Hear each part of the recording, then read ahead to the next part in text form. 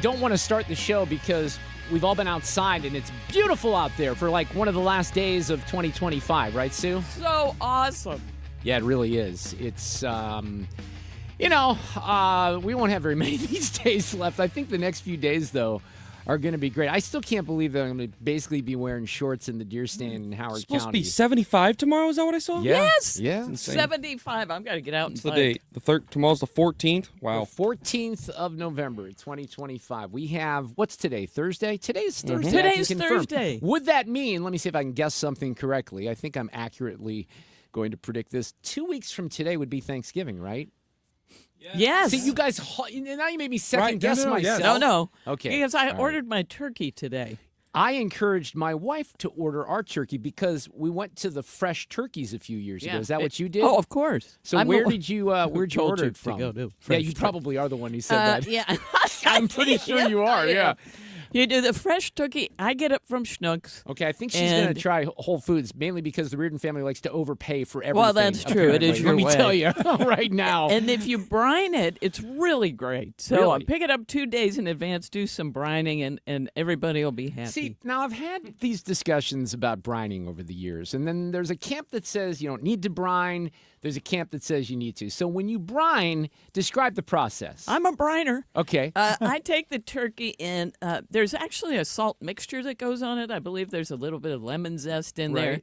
and kosher salt, and you put it over the entire turkey and a Okay. little bit in, and it sits that way in the fridge for about 24 hours, and then you rinse it all off and bake it, and Okay, it's so all nice right. and moist. I love it. All right, I might have to try Wow. the brining. Yeah. 'Cause the You're an brining. expert. Are you? Yeah, I do it a lot. Have you ever used the cheesecloth before? I have. I'm not a. I have some cheesecloth, but no. I have really very little idea of what it is, but I know I used it one time for my turkey. Fred, you look so confused. Fred, I've do never you heard fry? of it. I've never heard of no. I've never heard of a. Fred's of like, a- no. I've never heard of a cheesecloth. No. You've never heard of a cheesecloth before? I, I don't did think that to make yogurt. I don't think I knew what it was either, but I think I put it on my turkey for some reason. Wow. You Is just, I don't know. It was part of a brining. Look, I think what happened was years ago I read something in the LA Times. Oh boy. And- maybe that was my mistake. Yeah. And it was some sort of, hints how to make the turkey better. But here's what I will say. And if you're the person who steered me in this direction, all credit to Sue.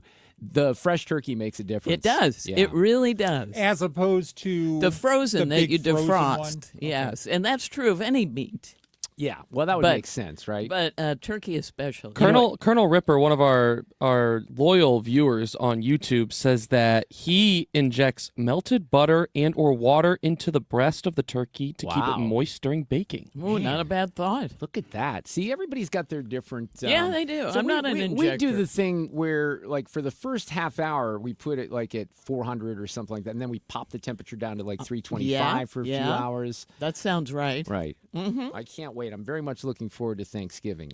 And my grandson's coming to town. Oh. Granted, all the stuff with the flights will be okay because Becky and Alexa go out. I'm going to deer camp, as I mentioned. By the way, you know what else is good when it's not frozen? Tenderloins of young baby deer. That's what tastes delicious. Can as I well. withdraw that? Where's How about female baby deer or female deer? Now, you don't like the babies? We don't shoot the babies, so don't worry about it. We Okay, don't. We good. actually don't even shoot the does, which is unfortunate because they are the better meat. But they are delicious, and I will make some burger and some sausage with that. But I was going to make a broader point. Now I have forgotten it, so we'll move on to other aspects of the show. Okay. I have no idea what I was going to say. I had a woman come in to talk about something for History of the Lou with Sue. Long story short, I have Bess Truman's recipe for stuffing. Wow. She said it's online, so I'm going to go and find it. I have a copy, but I thought she said it was online. And it's not stuffing, it's dressing, so you don't put it in the bird, it's on the side. But I'll look it up and post it on X. I do like to stuff. We like to, and believe it or not, we use venison meat when we stuff. We use hamburger venison meat To for stuff? the That's stuffing, and it's interesting. really good. So yeah. All right, we are off and running here. We got a bunch of stuff that we're going to cover, including, the fact that half the New York City Police Department might give up because of Mamdani's win. John Levine, who is now with, he changed. Right. He was with the New York Post. He's with the Washington Free Beacon. He'll be here. Our friend Cassie Smedile, who is a former RNC spokesperson, is going to weigh in on some of the politics of the shutdown.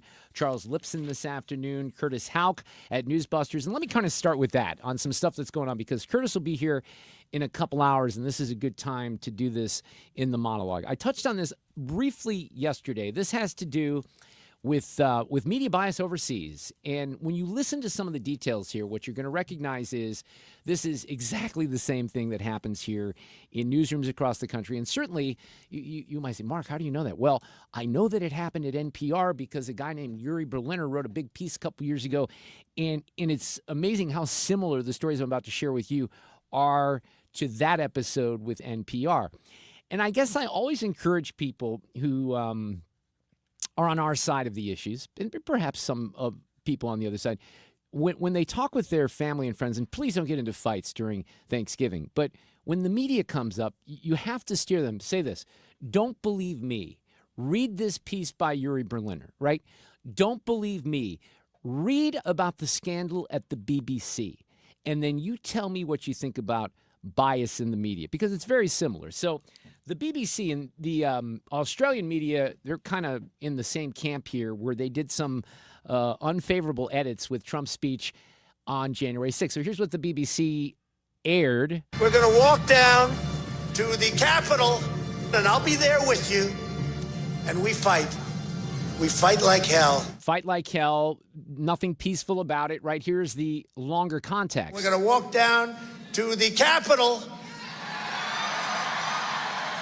and we're going to cheer on our brave senators and congressmen and women. So it's a slight edit. Here's what I'll tell you as someone, Fred, I don't know if you would agree with this or not. I'd be very curious, because you've worked in the KMOX newsroom for a long time. But, I was an anchor and a reporter, and I sliced and diced. I'm old enough to have done this on reel-to-reel machines like Fred. So I know what news sound bites are about. I've created them for both television and radio. But here's what I'll tell you. Because I was thinking about this. Whenever you do, and it's hard. Sometimes it's hard to get 15 seconds. And do you perhaps change the context? Maybe sometimes. But here's what I would never do. And I was really thinking about this.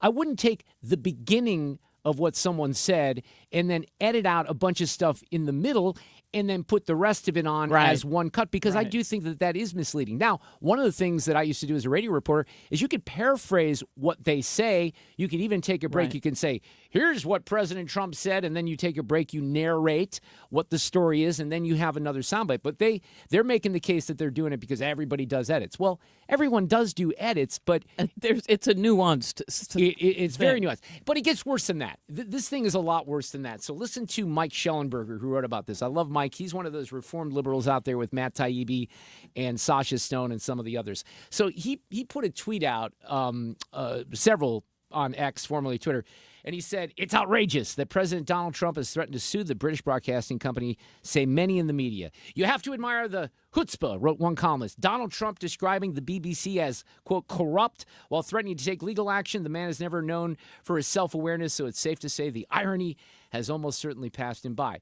But what Mike says, and this is what's important here, there is no question that the BBC and workers there deliberately manipulated Trump's remarks on January 6th to make it sound like he had encouraged violence. And this is one thing I didn't know about this, because you had two big people at the BBC who resigned in the wake of all this over the weekend. But there was a report that was done by a guy by the name of Michael Prescott. And you can look at him as the British version of Yuri Berliner, who outed everything at NPR.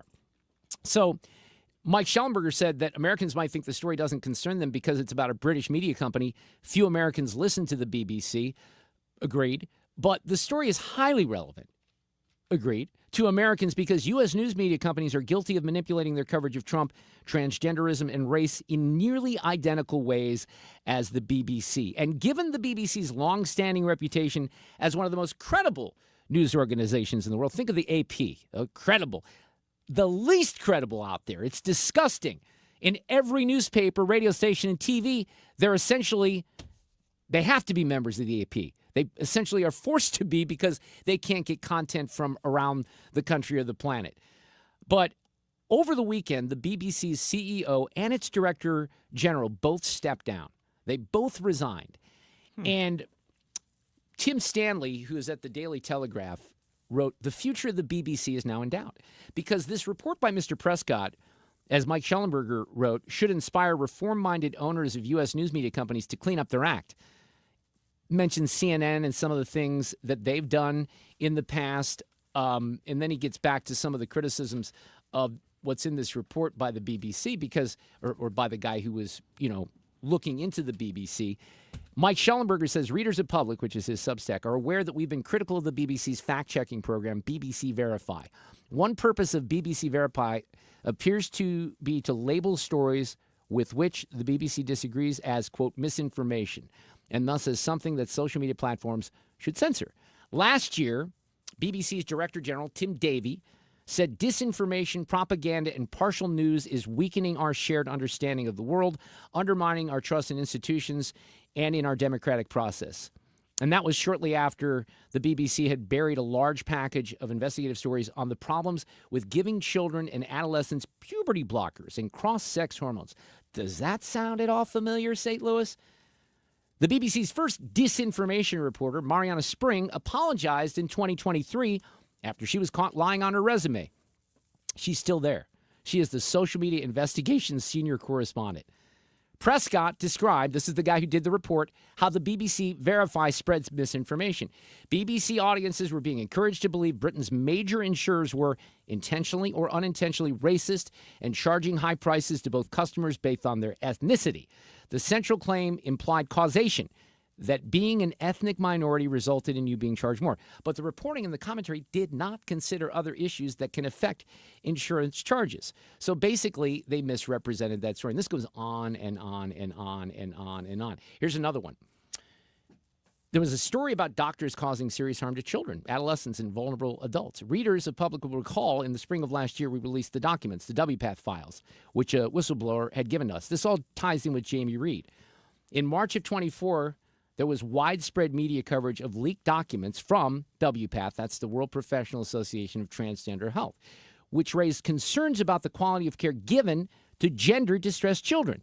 It was picked up by The Mail, The Economist, The Observer, The Washington Post, The Times, and others, but not by the BBC. This goes on, and I'm just telling you the amount of bias at the BBC that is finally being exposed, a la NPR, is kind of encouraging right now. Traffic from the 97.1 FM Talk Traffic Center. We've got some volume already. If you are headed for southbound 270, and this is from Page down through 64, a little bit slow at 21 as well. Southbound 55, that's slowing, headed down toward Bates. We've got, by the way, they're now reporting an accident southbound 270 south of Olive. That may be partially to blame. Westbound 70 looks pretty good out of downtown. But 64 is already lined up. It's moderate volume, but it starts at Kings Highway, in pockets out through 270, and again at the 70 split. We look good if you're headed into Illinois. This report brought to you by The Diamond Shop. The Diamond Shop, making St. Louis sparkle for over 100 years. I'm Sue Thomas, and that's traffic on 97.1 FM Talk, St. Louis Conservative. Well, you probably got the windows open today, but when they are closed and locked, how much warm air from your home is leaking outside and vice versa? Let me talk about Banner Construction and the great work that they do here in St. Louis, and they're having their pre-winter window event, and they specialize in the best. We often talk about James Hardy fiber cement siding, but let's talk about Pella replacement windows because they are equally as awesome, and premium windows are going to help your home in many, many different ways. But first and foremost, maybe energy efficiency. So they're going to work with you to find the correct window type and size, and for your budget, the certified Pella window installers will install your windows right the first time, leaving no mess behind. This is what they excel in at Banner Construction, and you can see some examples up on their website right now at bannerconstruction.com. Click on that showcase. You see some homes that have been really transformed in the St. Louis area. Get a hold of them for your free in-home design consultation, 314-569-1050, the website, bannerconstruction.com. The holidays mean more travel, more shopping, more time online, and more personal info in more places that could expose you more to identity theft. But LifeLock monitors millions of data points per second. If your identity is stolen, our US-based restoration specialists will fix it, guaranteed, or your money back. Don't face drained accounts, fraudulent loans, or financial losses alone. Get more holiday fun and less holiday worry with LifeLock. Save up to 40% your first year with promo code NEWS. Visit LifeLock.com. Terms apply. This is the story of the one. As a custodial supervisor at a high school, he knows that during cold and flu season, germs spread fast.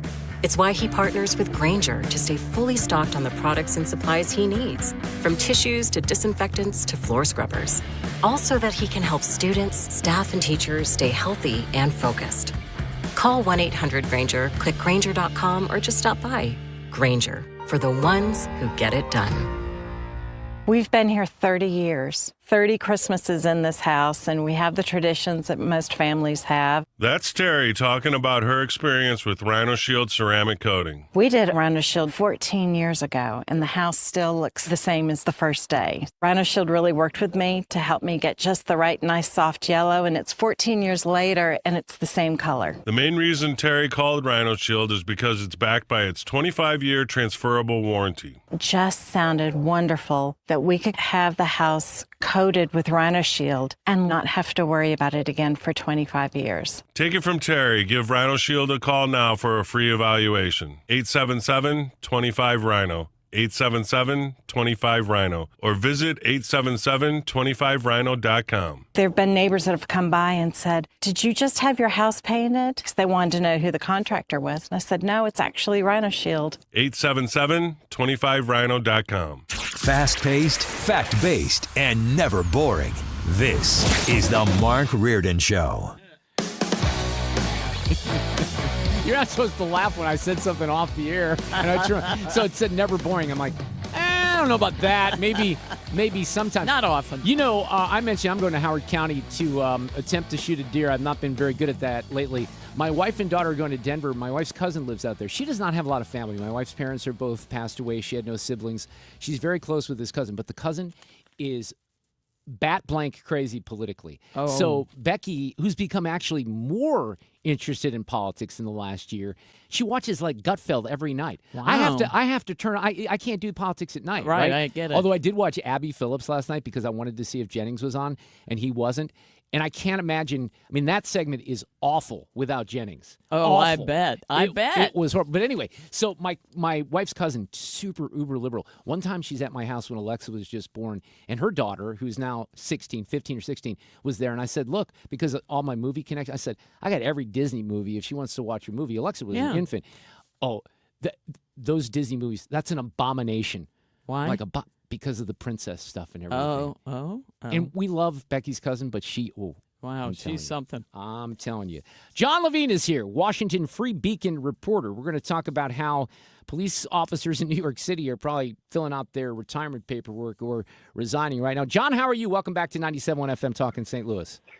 Hey, great to be here. I'm good. I wish it was for a happier subject. Yeah, you know, it was interesting. I'll talk about this a little bit tomorrow. I have a political roundtable, and one of my colleagues, Jane Duker, who is a sane Democrat here, John, in the St. Louis area, used to be the chief of staff for one of our governors. She introduced me. I had lunch today with a guy by the name of Senator Brian Williams, African-American senator from the St. Louis area, who's going to run for St. Louis County executive and will likely be the next St. Louis County executive. And one of the reasons I bring it up is because he's a black Democrat who doesn't hate the cops, John. Can you believe that? Like, he doesn't believe in defunding the police and all this nonsense. So it's kind of refreshing to have that. But you have the opposite of that right now with this Mamdani guy in New York. So what's happening with all these police officers? Yes, I don't doubt that there are sane Democrats around our country, perhaps a lot of them, perhaps the majority of them. But New York is not a city for sane Democrats. And we have just been taken over by not even a Democrat, really a socialist, someone who I would argue is actually a communist, if you believe his rhetoric. I know he says he's not now, but he has espoused open communism for many years online. It's all very well documented. And that has included a radical program to defund the police. He has called the police racist, evil, bigoted. He's used the word defund specifically. Someone tweeted out that they saw a cop crying, and he was like, "Oh, nature is healing." Like, this is sick stuff. And he's now going to be in charge of the largest police force in America. Speaking of crime, this is an amazing quote. And I think that the example that they use here is on par. You in your piece said, we cried, one officer said, a 20-year veteran of the force told the Free Beacon, some have told me they couldn't sleep. People can't effing believe it. This is like one of the worst things that's ever happened. This is probably worse than COVID. And I think for those officers, and maybe for the city of New York, it is worse than COVID.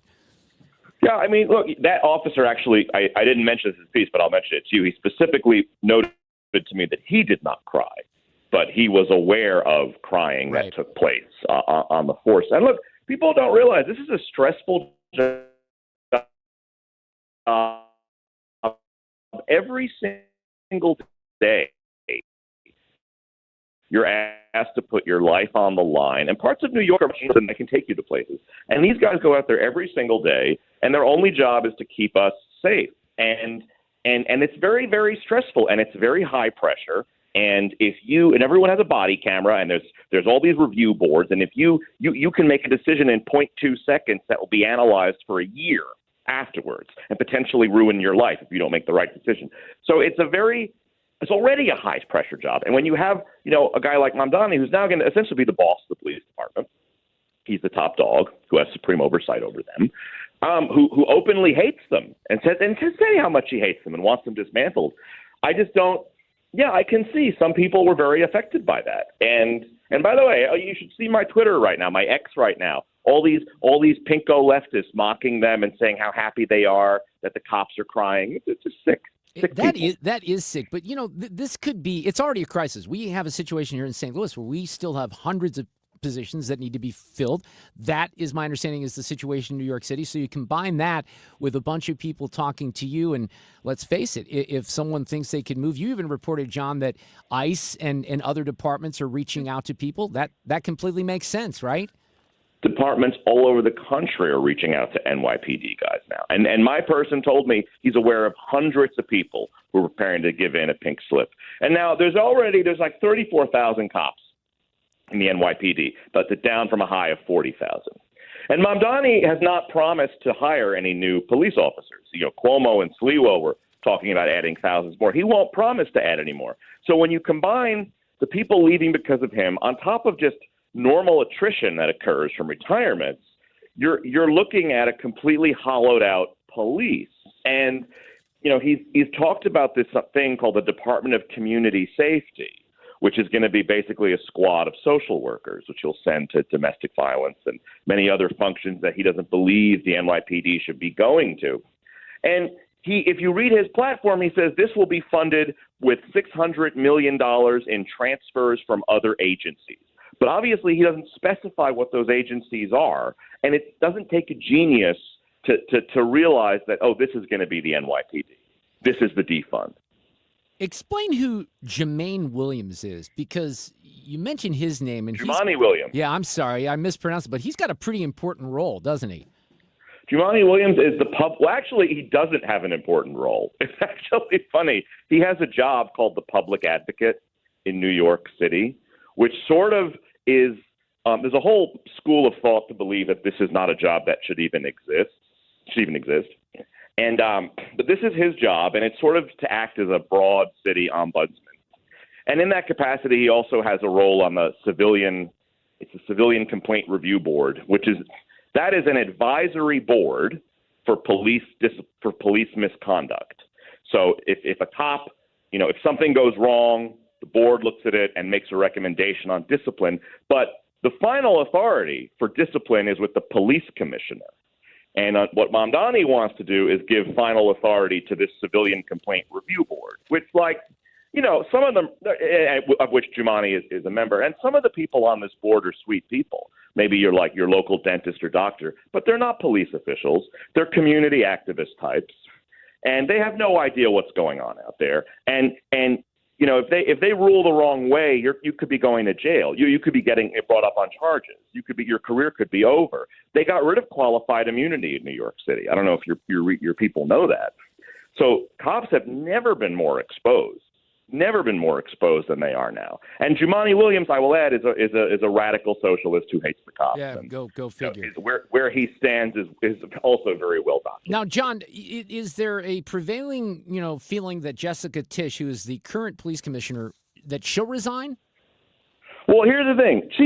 People like her. People say she's fair. People say she's honest, and she's good at her job. And a big point of contention during the race was, would Mamdani commit to keeping her? And he waffled for a while before ultimately agreeing that she should stay. But I mean, I don't really believe that's going to happen.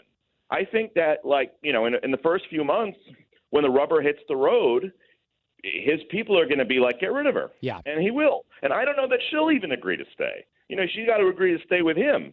And he's going to want things done that I don't think she's going to want done. And the buck stops with him. So I think Jessica Tisch will be out of that job within a year, probably much sooner. Man, well, you're in the petri dish. We're just watching from afar to see what happens to New York City. But John Levine, who now is with the Washington Free Beacon, thanks so much for the update this afternoon, John. Always great to have you. Great to be here. Thank you. Take care. Traffic from the 97.1 FM Talk Traffic Center. MoDOT reporting a stall. Now, this is westbound 6440 at the Missouri River, so watch for this at the Boone Bridge in the right lane. And there was a stall reported southbound 270, a little bit past Dorset, but it looks like that one they've moved off to the right shoulder. A vehicle fire southbound 55 past Potomac. That, too, is in the right lane. So we do have some issues this afternoon. And the usual volume, westbound 40, it lines up near Kings Highway in pockets out through 270, and then Lake St. Louis Boulevard out through 70. 70 still isn't too bad out of downtown. And we are quiet on the bridges if you are headed into Illinois. This report brought to you by Barron Mirror Glass and Door. They have the largest, most beautiful showroom in all of St. Louis. They've got the latest, most custom designs. It's located in Chesterfield Valley, and you'll see why they say creativity unlimited, quality unsurpassed. I'm Sue Thomas, and that's traffic on 97.1 FM Talk, St. Louis Conservative. At Lowe's, this Veterans Day and every day, verified military members, veterans, and their spouses get automatic silver status in My Lowe's Rewards with free standard shipping, plus 10% off eligible purchases with no annual limit. It's one way we honor and give back to those who have served and still do. Learn more now at lowes.com/military. 10% discount can't be combined with another offer. Exclusions, terms, and conditions apply. Loyalty program subject to terms and conditions. Details at lowes.com/terms. Subject to change. Whether it's morning routines or weekends on the sidelines when the temperature drops, America brings the heat with Hot Hands. Hot Hands are America's favorite hand, toe, neck, and even body warmers to help you stay warm and cozy from head to toe. Hot Hands are fast-acting, they're long-lasting, and they are made right here in the USA. Look for the Hot Hands logo and the bright orange packages at your favorite store or online, and keep doing what you love out there with Hot Hands, warming up America coast to coast. This holiday, give the gift that lasts all season long. Cardinals ticket packs are on sale now, starting at 5, 6, and 10 games. All packs include 2026's top games and favorite giveaways. Backed by popular demand, choose from the opening day pack or the bobblehead pack. Check out the Cubs pack, weekend pack, or apparel pack. There's a pack for everyone. Find your perfect gift right now at cardinals.com/tickets. And that's grounded up the middle. Diving play. Mason Wynn to his feet. He throws. He got him. Busch Stadium isn't just a ballpark. It's where St. Louis comes alive. It's where every pitch matters and every cheer feels like home. Season tickets put you right at the heart of it all. And now there's a new way to be all in. Introducing 20-game season ticket plans. Get all the season ticket benefits with more flexibility than ever. Don't miss your chance to own your piece of 2026. Learn more at cardinals.com/tickets. Now that we're getting older, we've been putting more thought into maintaining our health. We knew the water we drink every day could be filled with contaminants, so we called Leaf Home Water Solutions. They came to our home and did a free water test and gave us the analysis right away. We were shocked at what we saw. They found heavy metals like iron and copper. Our own tap water was putting our health at risk, but Leaf Home Water Solutions made it easy to get safer water from every tap and hose. A whole home solution. They have more than 250 product combinations and designed designed a system that fits our needs and budget. The installation took less than a day. With Leaf Home Water Solutions, our water is safer and healthier. When we drink, when we cook, when we shower, even when we garden. We feel better about our health. Thanks to Leaf Home Water Solutions. Schedule your free home water test today at leafhome.com/free and save 15% on all home water treatment systems. That's leafhome.com/free for your free home water test and 15% off. leafhome.com/free. It's time for a $98 furnace tune-up. 3:33. This portion of the show is sponsored by Jerry Kelly Heating, Air Conditioning, Electrical, and Plumbing. From Festus to Freeburg, 97.1 FM Talk, St. Louis Conservative. Hey, Sue, at 4:04, remind me to tell you how my puppy grabbed an entire Kit Kat bar from me last night, and I'm pretty sure he ate the wrapper, too. Oh, luckily, great. it was one of the small ones, like the snack sizes. Oh, yeah. But I came into the living room, and then I used the restroom. I came out, and the Kit Kat was gone. Yeah. And I saw some crumbs. But again, the wrapper went down with him, too. So Yeah, that's a these delight. things happen. I don't think it's enough chocolate to do harm. No, I don't think so. But he eats everything. It's unbelievable. Yeah, John Fetterman sat down with Katie Couric.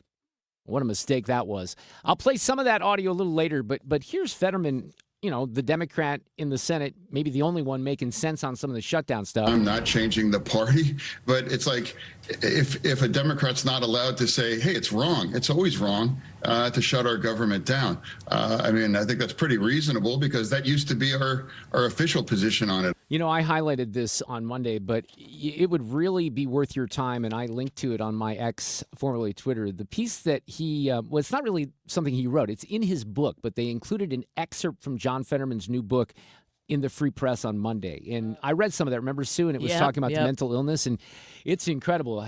Cassie Smedile is back with us this afternoon to talk about some of the stuff going on Capitol Hill, former RNC spokesperson. How many shutdowns did you oversee? Do you remember? Is that a good trivia question for you? That is actually, I think it was technically 2, but the 2013 one, the big one over Obamacare, that's the one that really stands out as the long slog one, which pales in comparison to this one, I guess. But that was a long time back then.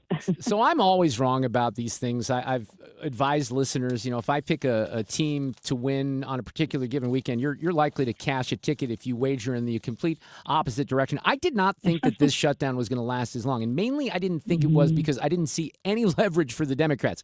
And in the end, there was no leverage for the Democrats, and they finally realized that, Cassie.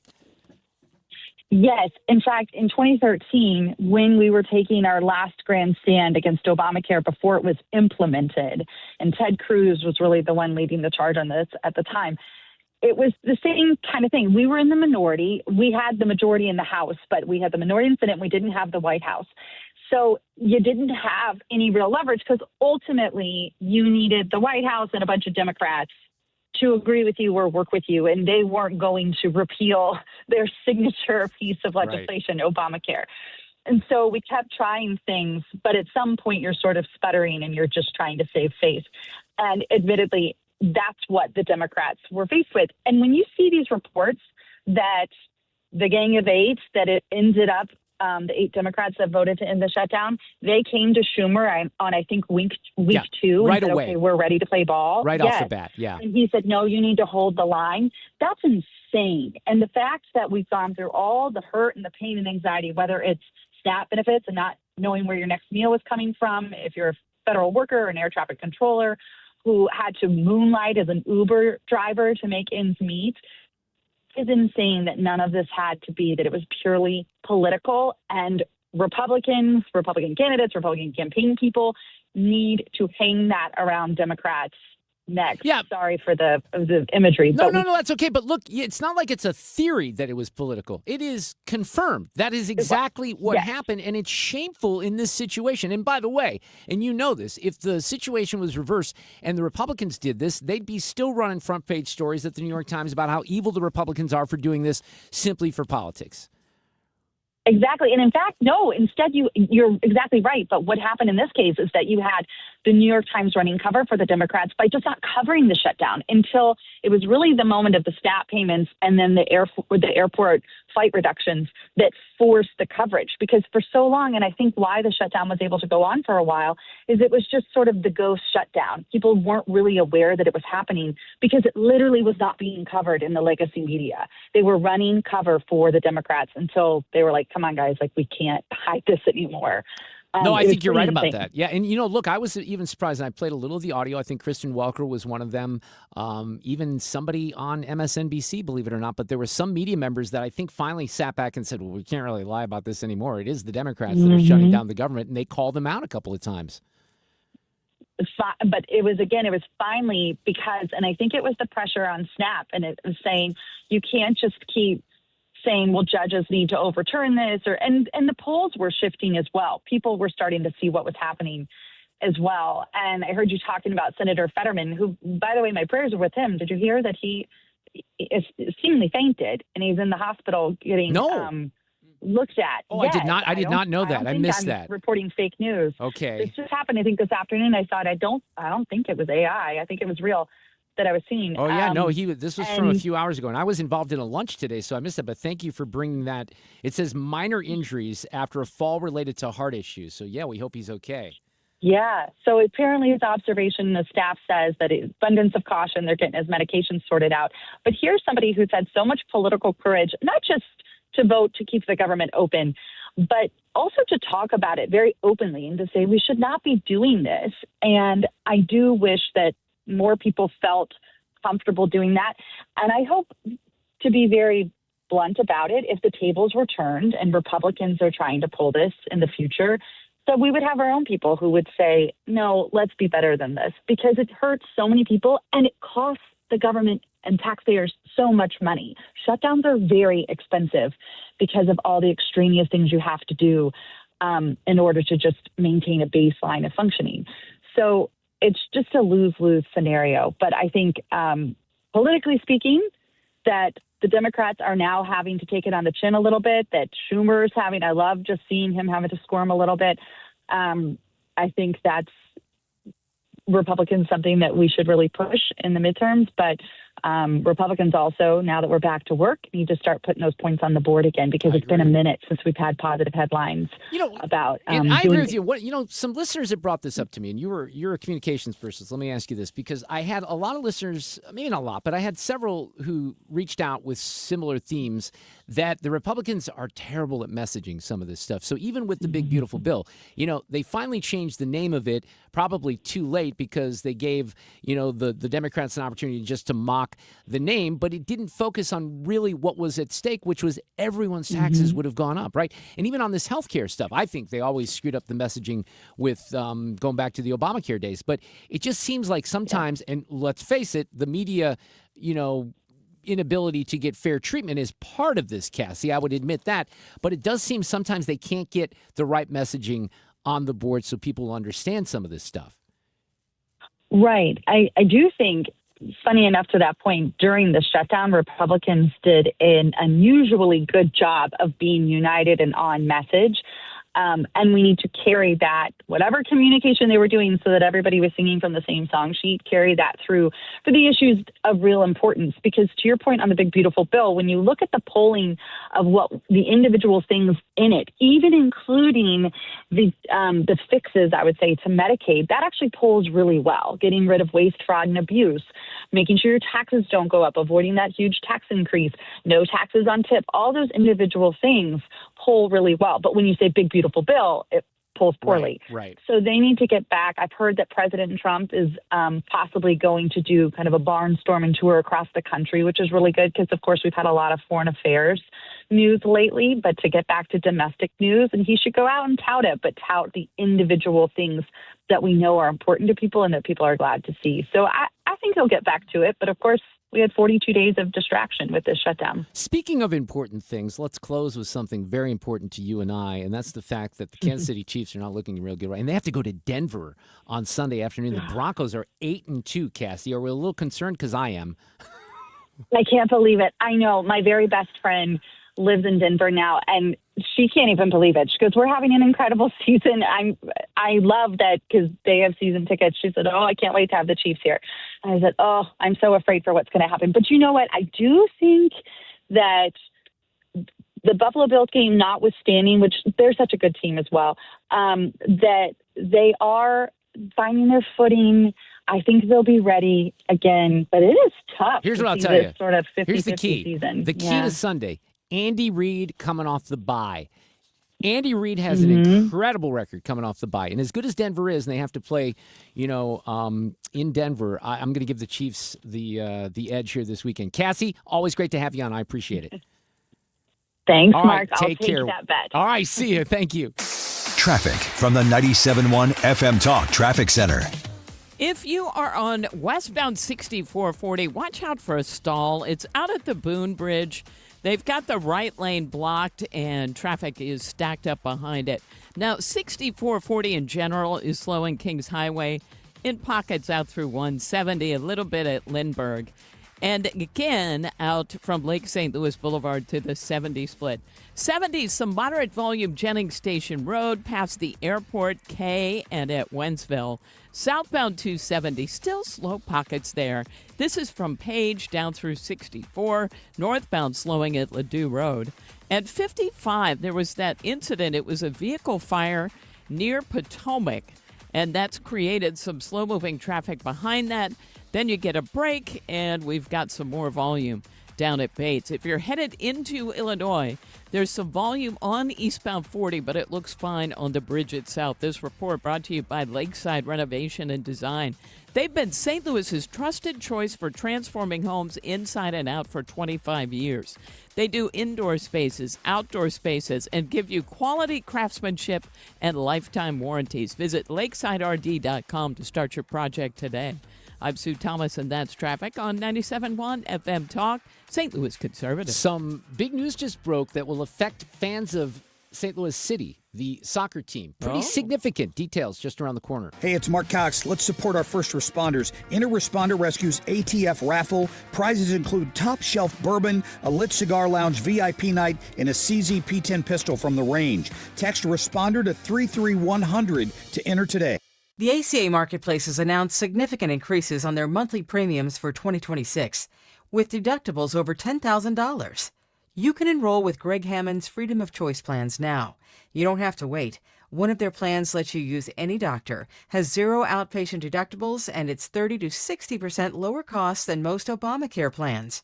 Other options are full coverage PPOs with national networks, copays, and 100% annual preventative care. Also, there's no income disclosure required, so no potential tax penalties. If you pay for your own health insurance, you're uninsured, you're on COBRA, or your employer coverage is just too expensive, call Greg and they'll provide all available options.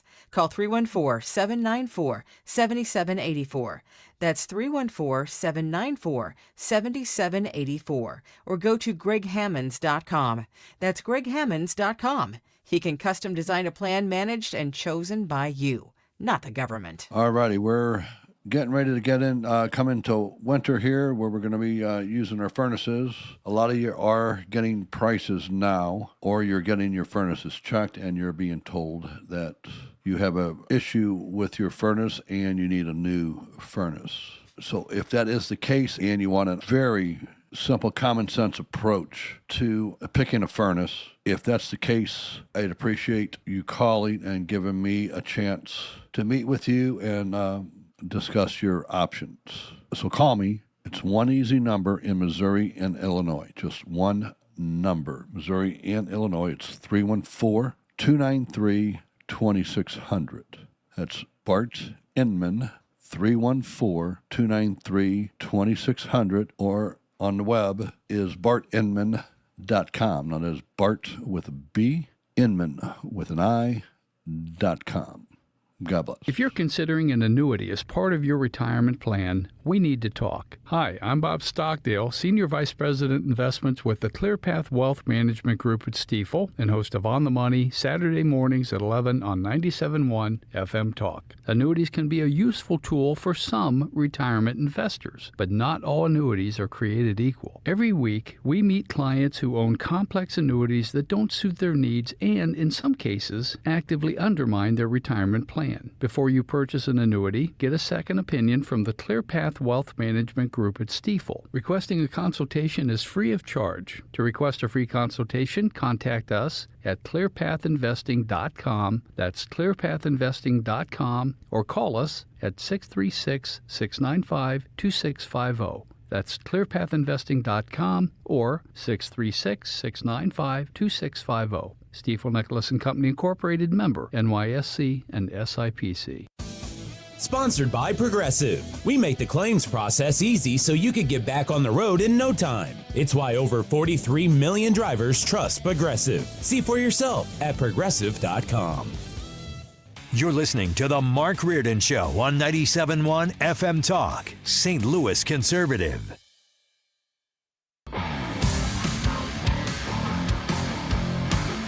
All right, let me share this. This is just breaking at the New York Times with The Athletic, which I actually like The Athletic. You know, you have to pay extra for that. Oh, it do used to you? be a standalone publication, The Athletic, but it's now part of the New York Times. But of all the, you know, I've mentioned this before. I have a lot of stuff that I pay for, streaming services, et cetera. I feel like I really get a lot of ROI on the content from The Athletic. Really good reporting. But anyway, my guess is that many of you, I'm going to share this news about the MLS. If you're really into the MLS, which Sue and I aren't, you probably know that this was coming. But let me just tell you that it's official now. So MLS owners today just voted to flip the league's calendar to begin in mid-July and run through May. Now, before you say, what the hell are they thinking? They're going to play when it's like snowy and icy. Yes. There's a plan for that, so bear with me here. So this is not going to happen until 2027. They've been, according to The Athletic, you know, thinking about this for a while. They've been debating it for more than a year. In addition to the new calendar, league owners also voted to update the regular season format. What I'm about to read to you makes no sense to me, but maybe it will make some sense to you. The playoff format, they say, is still in discussion. The league will move to a single table competition, but will also have 5 16 divisions beginning in 2027. I don't know what a single table competition. That's way above my head. But some people might know that. The plan is for the MLS regular season to span from the middle of July, when it's 150 degrees in St. Louis, to April, with the playoffs in May. A winter break would take place in December and January. And what they say here in The Athletic is games would likely pause from around the second week in December through the first or third week in February. And that's really, you know, if we're looking at our weather here, you can certainly have very cold conditions. We're getting some of those, you know, in the overnight, the last few nights, or even into the weekend. But for the most part, I think you're safe, you know, mid-February. I would think. If you skip December and January, but that seems weird to me. What is their current? Okay, but here's the other thing. They're also going to have a summer break in June and July because I guess they're not going to start it until July. So one of the executives here is quoted as saying, when we look at the footprint, 91% is the same as the current footprint. To begin and end in great weather with less stadium conflicts, with our fields in pristine shape, with our players on a cycle that mirrors the global cycle. So this is matching up the European schedule. Okay, so that I think that's a big part of it.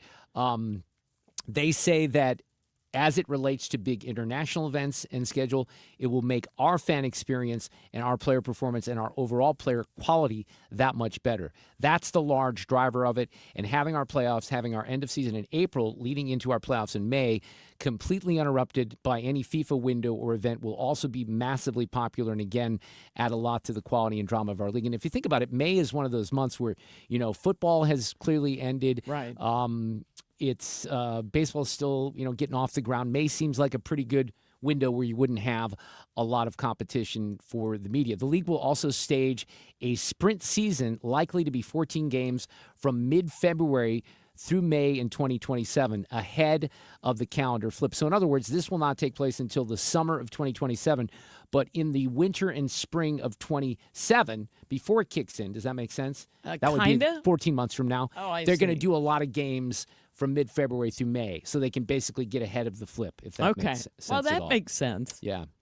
They currently play from the third weekend of February Thank through you. the second weekend of December, just Okay. in case you want to. That's and a you know, long look, season. it is, but think about it. And this is what happens. This even happens to me with golf. All right, let me give you a real life example, and I think that MLS fans could relate with this as well. You know how much I am into professional golf. Mhm. I so much so I listen to it on PGA Tour radio, and I know that seems weird, but those guys do such a great job, especially my friend Brian Katrick over there. But what happens is, as the season goes on, and if you get to the FedEx Championship, and St. Louis is going to be part of that next year with the BMW Championship, for me, even, and for a lot of my friends too, okay, as much as we are fans of professional golf, now we're watching football, okay? Now we're Right. watching college football, we're watching professional football, and the FedEx stuff, that's kind of off my radar, even though it's cool. I'm more into the Masters and the PGA Championship and the U.S. Open. And that all happens in windows where you don't have competition. So from a competition with other sports perspective, I think this makes That's a lot their of sense. point, right? Yeah, Yeah. and the European schedule and all that. But they even say, in terms of the competition with the NFL and college football, right now our playoffs are up against the last few weeks of the NFL season as Ew. it starts to reach the playoffs in its climax, and it's up against the college football championships. The weather is more challenging or it can be less predictable, and we have some stadium conflicts. So I think it makes a lot of sense. It really does. It makes sense. I think the downside for St. Louis would be, although maybe not, because you still have a lot of games in the summer. You're still going to have games in July, but you did already. Exactly. So Right. that part isn't different. Right, because it's no fun, you know, and I'm sure the players don't want to play in mid-July in St. Louis when it's 105 and the feels like it's 150, but it is what it is, and they have to make compromises. Anyway, that's the news that just broke from the MLS this afternoon. We have a Thursday edition of Sue's News coming up here in the next hour. Our friend Charles Lipson, professor emeritus at the University of Chicago, will be here with us to talk some politics. Curtis Houck from Newsbusters after 5 o'clock. Plus, we will have an audio cut of the day. I found something yesterday. You know, I'm a big fan of Real Clear Politics, and they do a lot of investigations, et cetera. And in Real Clear Investigations, there's a guy by the name of Christopher Ferguson who is a psychology professor at Stetson University down in Florida. And he wrote a piece that intrigued me about people in this country becoming increasingly alone, but then juxtaposing that with the question, but are they really lonely? You'll see where this is going when he joins us at 5:30. It's a pretty intriguing story. And I have to remind folks that we're up against the Reardon Roundtable tomorrow. Jane will be here, former State Senator Jeff Smith, and Greg Keller. Smith and Keller together, you know, we always look for combinations that are effective. That's a legendary. Smith and Keller going at it is always legendary on the Roundtable. That's going to be a lot of fun tomorrow afternoon. Traffic from the 97.1 FM Talk Traffic Center. Looks like we've got an accident on the ramp from Hampton to westbound 6440, and it's causing a delay in that area. 64 was already back past Kings Highway, but it's on the ramp. Then we've got slow pockets between there and 270, and then a jam at the Boone Bridge. We had a stall there. And slowing again at Lake St. Louis Boulevard. 70 out of downtown, slowing headed for Jennings Station Road, past the airport, 79 through K, and out at Wentzville. Now, most of the volume on southbound 270 is in pockets. It's from Page down through Doherty Ferry, a little bit south of 44 as well. There was an incident reported south of Olive causing a delay, and a vehicle fire on southbound 55 near Potomac causing a delay there. I'm Sue Thomas with traffic on 97.1 FM Talk, St. Louis Conservative. This report is sponsored by Overhead Door Company of St. Louis. Attention veterans and active military. Overhead Door Company of St. Louis is giving veterans and active military 10% off all month. That's 10% off all doors, openers, and any service or repair. Schedule online at overheaddoorsstlouis.com. No doubt that the stock market has been rocking right now. It wasn't, though, you remember, in the spring, and you don't know what's ahead. There are some warning signs with the economy. I'm not going to lie about that, but that's why you got to get with the team from the Retirement Advisory Group. Thomas Helbig and his nephew, Bob Kershaw, Bob's wife, Tammy. It's a family-run operation. They're the official financial planners of this show. And they have a different strategy than a lot of the brokerage houses that you hear about on a regular basis. And the secret is safely linking to the market. So they're going to protect your gains and prevent losses. That's one of the things that they specialize in at the Retirement Advisor Group. We do seminars with the team 5 times a year. We've wrapped those for 2025. But the good news for you is you can go right into the office one-on-one, especially maybe around the holidays if you have a few extra days and you want to find out what the team is all about at the Retirement Advisor Group. Set a meeting. Get a free copy of their latest edition book, Your Key to a Worry-Free Retirement. Again, they're the official financial planners of this show, of Mark's and Annie's as well. They have a great team at the Retirement Advisor Group, and you can reach them very easily. Just go to the website and do us a favor. Tell them that we sent you along. RetirementKey.com. License number E2014A. Hey, it's good to see you. Lights flickering? Grasser can fix it. Breaker keeps tripping? That's a Grasser job. Outlet not working? Grasser makes it right. Old wiring need a rewire? Grasser rewires with care. From little fixes to major fixes. Even the tricky ones. We treat your home like our own. Treat? Did you say treat? Woof. Green is always Grasser at GrasserHomeservices.com. Ever felt a nagging toothache or maybe a sensitive spot? It's frustrating, right? But don't let that worry hold you back. This is Dr. Michael A. White. I am dedicated to providing gentle, affordable dental care that puts your comfort first. Our experienced team and advanced technology will ensure a smooth, relaxing experience. It's just common sense. Don't hurt the patient. Call my office at 314-270-8552. That's 314-270-8552. Great news. Corel Roofing is going to partner with Sergeant Sparkles to install Christmas lighting on your home this year. Mark Cox here. Who better to get up on your roof to install lights than a roofing company? But wait, there's more. While they're up there, if they see some minor damage or an issue that needs attention, they're going to do that minor repair at no charge to get you through the winter. That provides pretty amazing value to get a small problem fixed at no charge while you get ready for the Christmas season. Now's also a good time for that full roof inspection.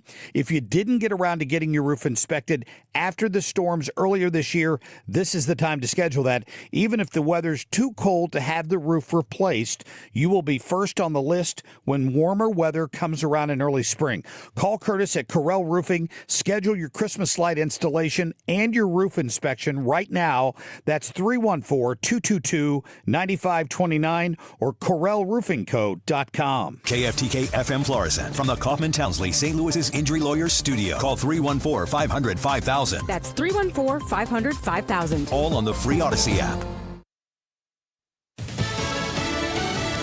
Jubilation in Florida. I'm Lisa Brady, Fox News.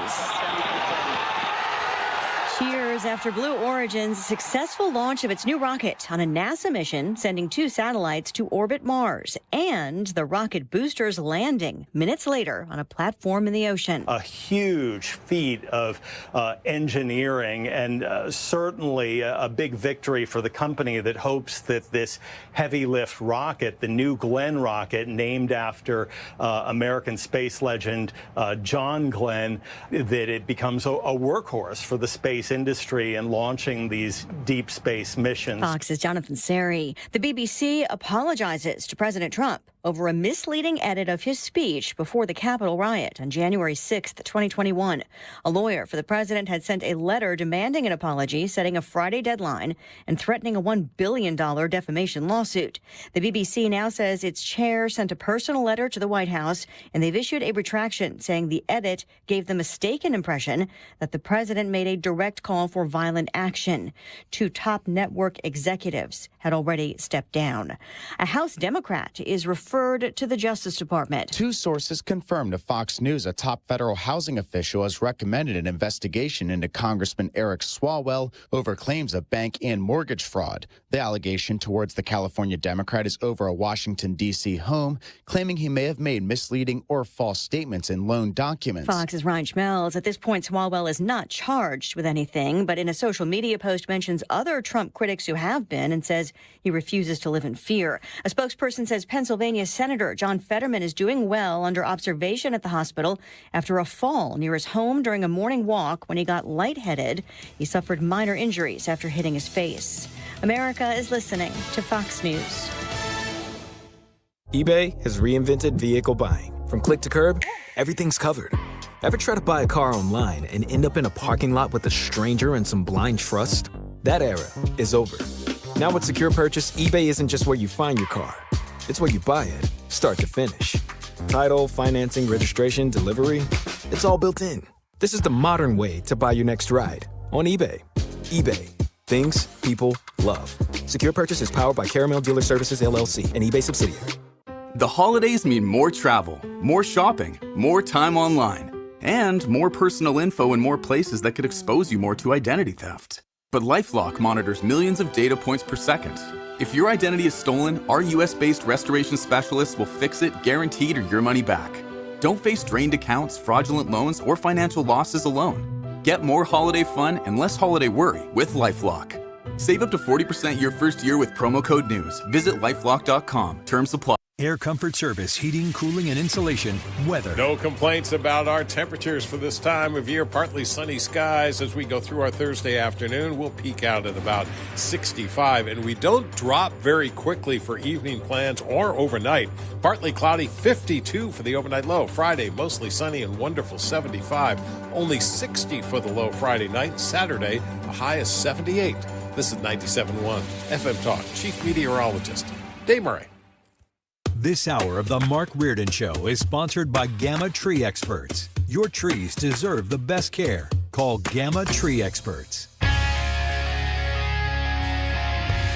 This is the Mark Reardon Show on 97.1 FM Talk.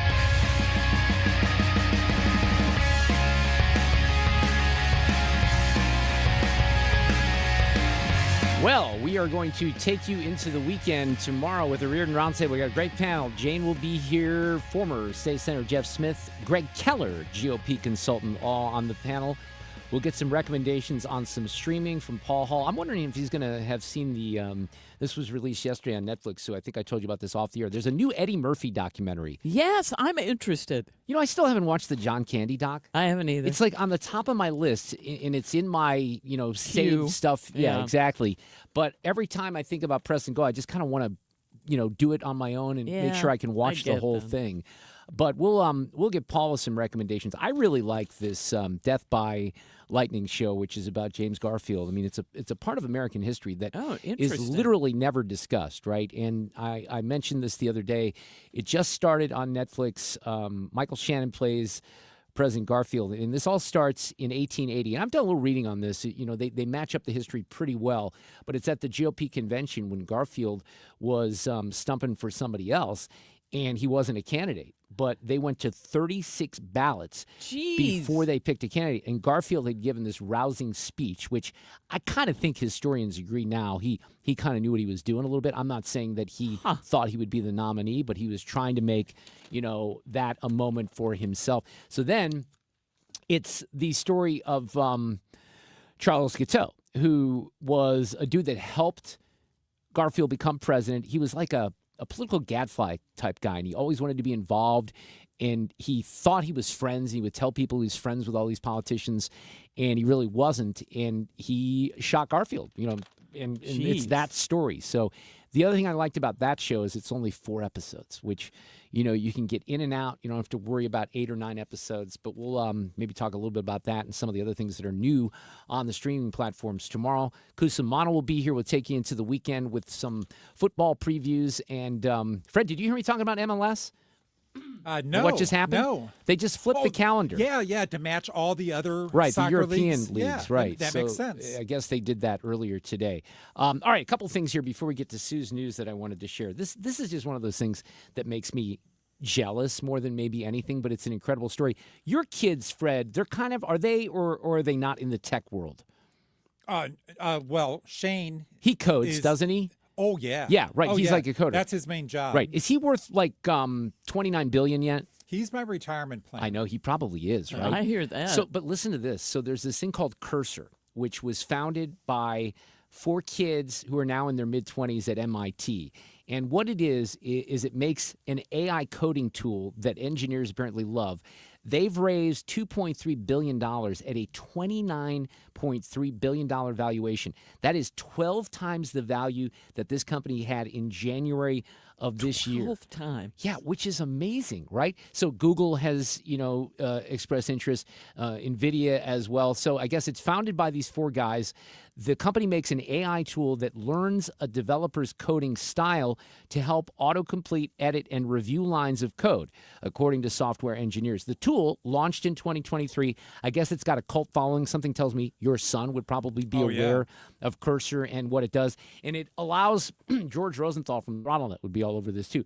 It allows users to toggle between different AI models, from OpenAI to Anthropic to Google and more. Anthropic, I'm not sure that one. Okay. Developers love its usability and flexibility, but the startup pays the big AI model companies substantial fees for access to their models.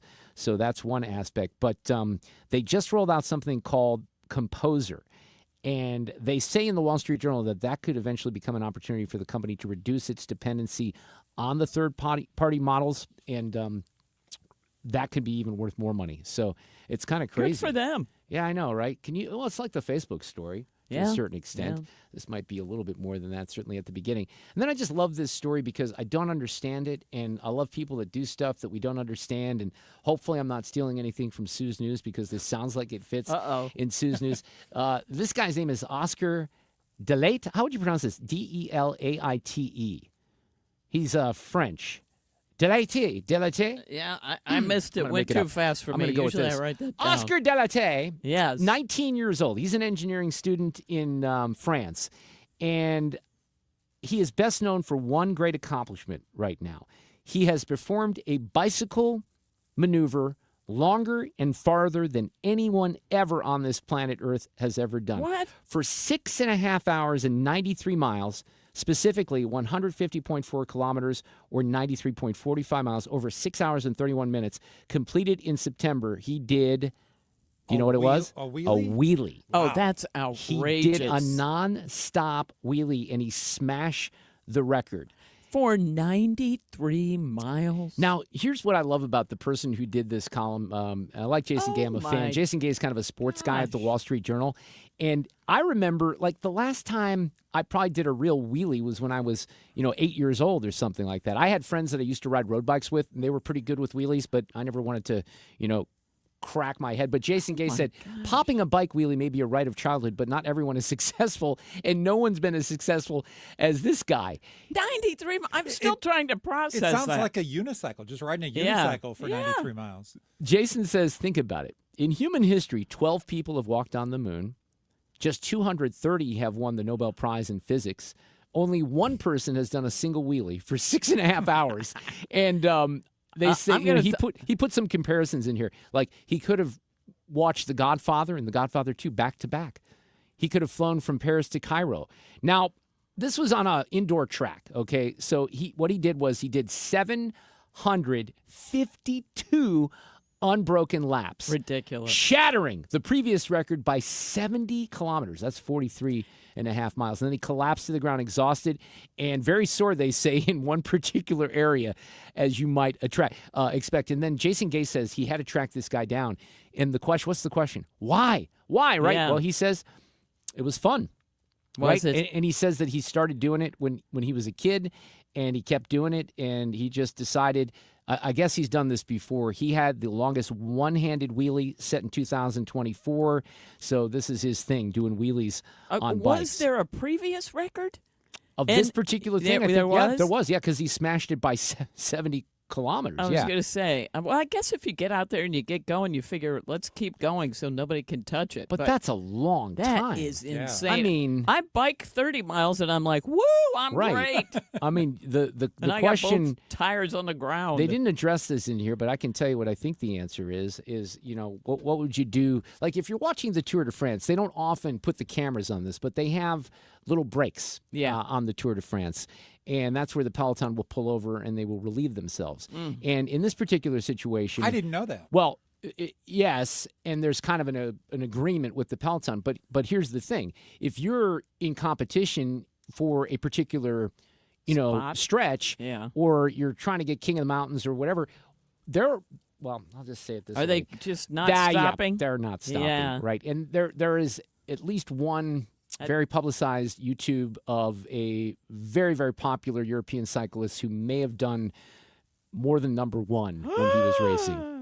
Oh, and sat in that? Well, sometimes you got to do what you got to do. But, I mean, I bring it up with this guy. He's on that thing for 6.5 hours. You tell me he didn't have to pee? Yeah, well, that's a good point. I hadn't thought of that. Well, he might have. Not everybody has to pee every hour. Like me? Maybe they do like depends. Well, that could be, Fred. But they don't mention it in the article. Now I want to know. Traffic from the 97.1 FM Talk Traffic Center. On the roads, we've got some volume out there. There was an earlier vehicle fire, and it looks like it was a truck.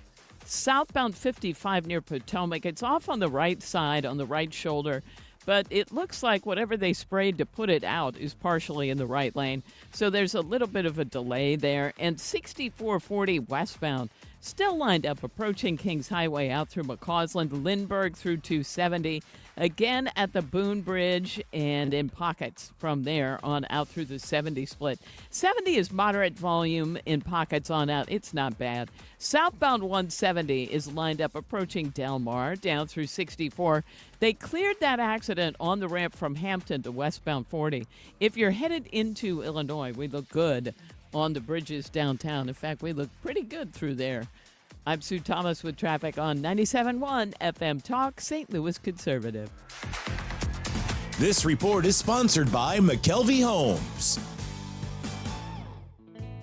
Hi, I'm Jim Brennan at McKelvey Homes. Have you always wished for a brand new home in an established neighborhood? Select one of our move-in ready custom homes throughout St. Louis, or we will build on your lot. Visit McKelveyHomes.com and move up to McKelvey. Michael's Flooring Outlet has 3 great locations here in the St. Louis area, and they are outstanding when it comes to customer service, and they guide you into the right product for your lifestyle and your situation. How about Smart Strand Mohawk Silk?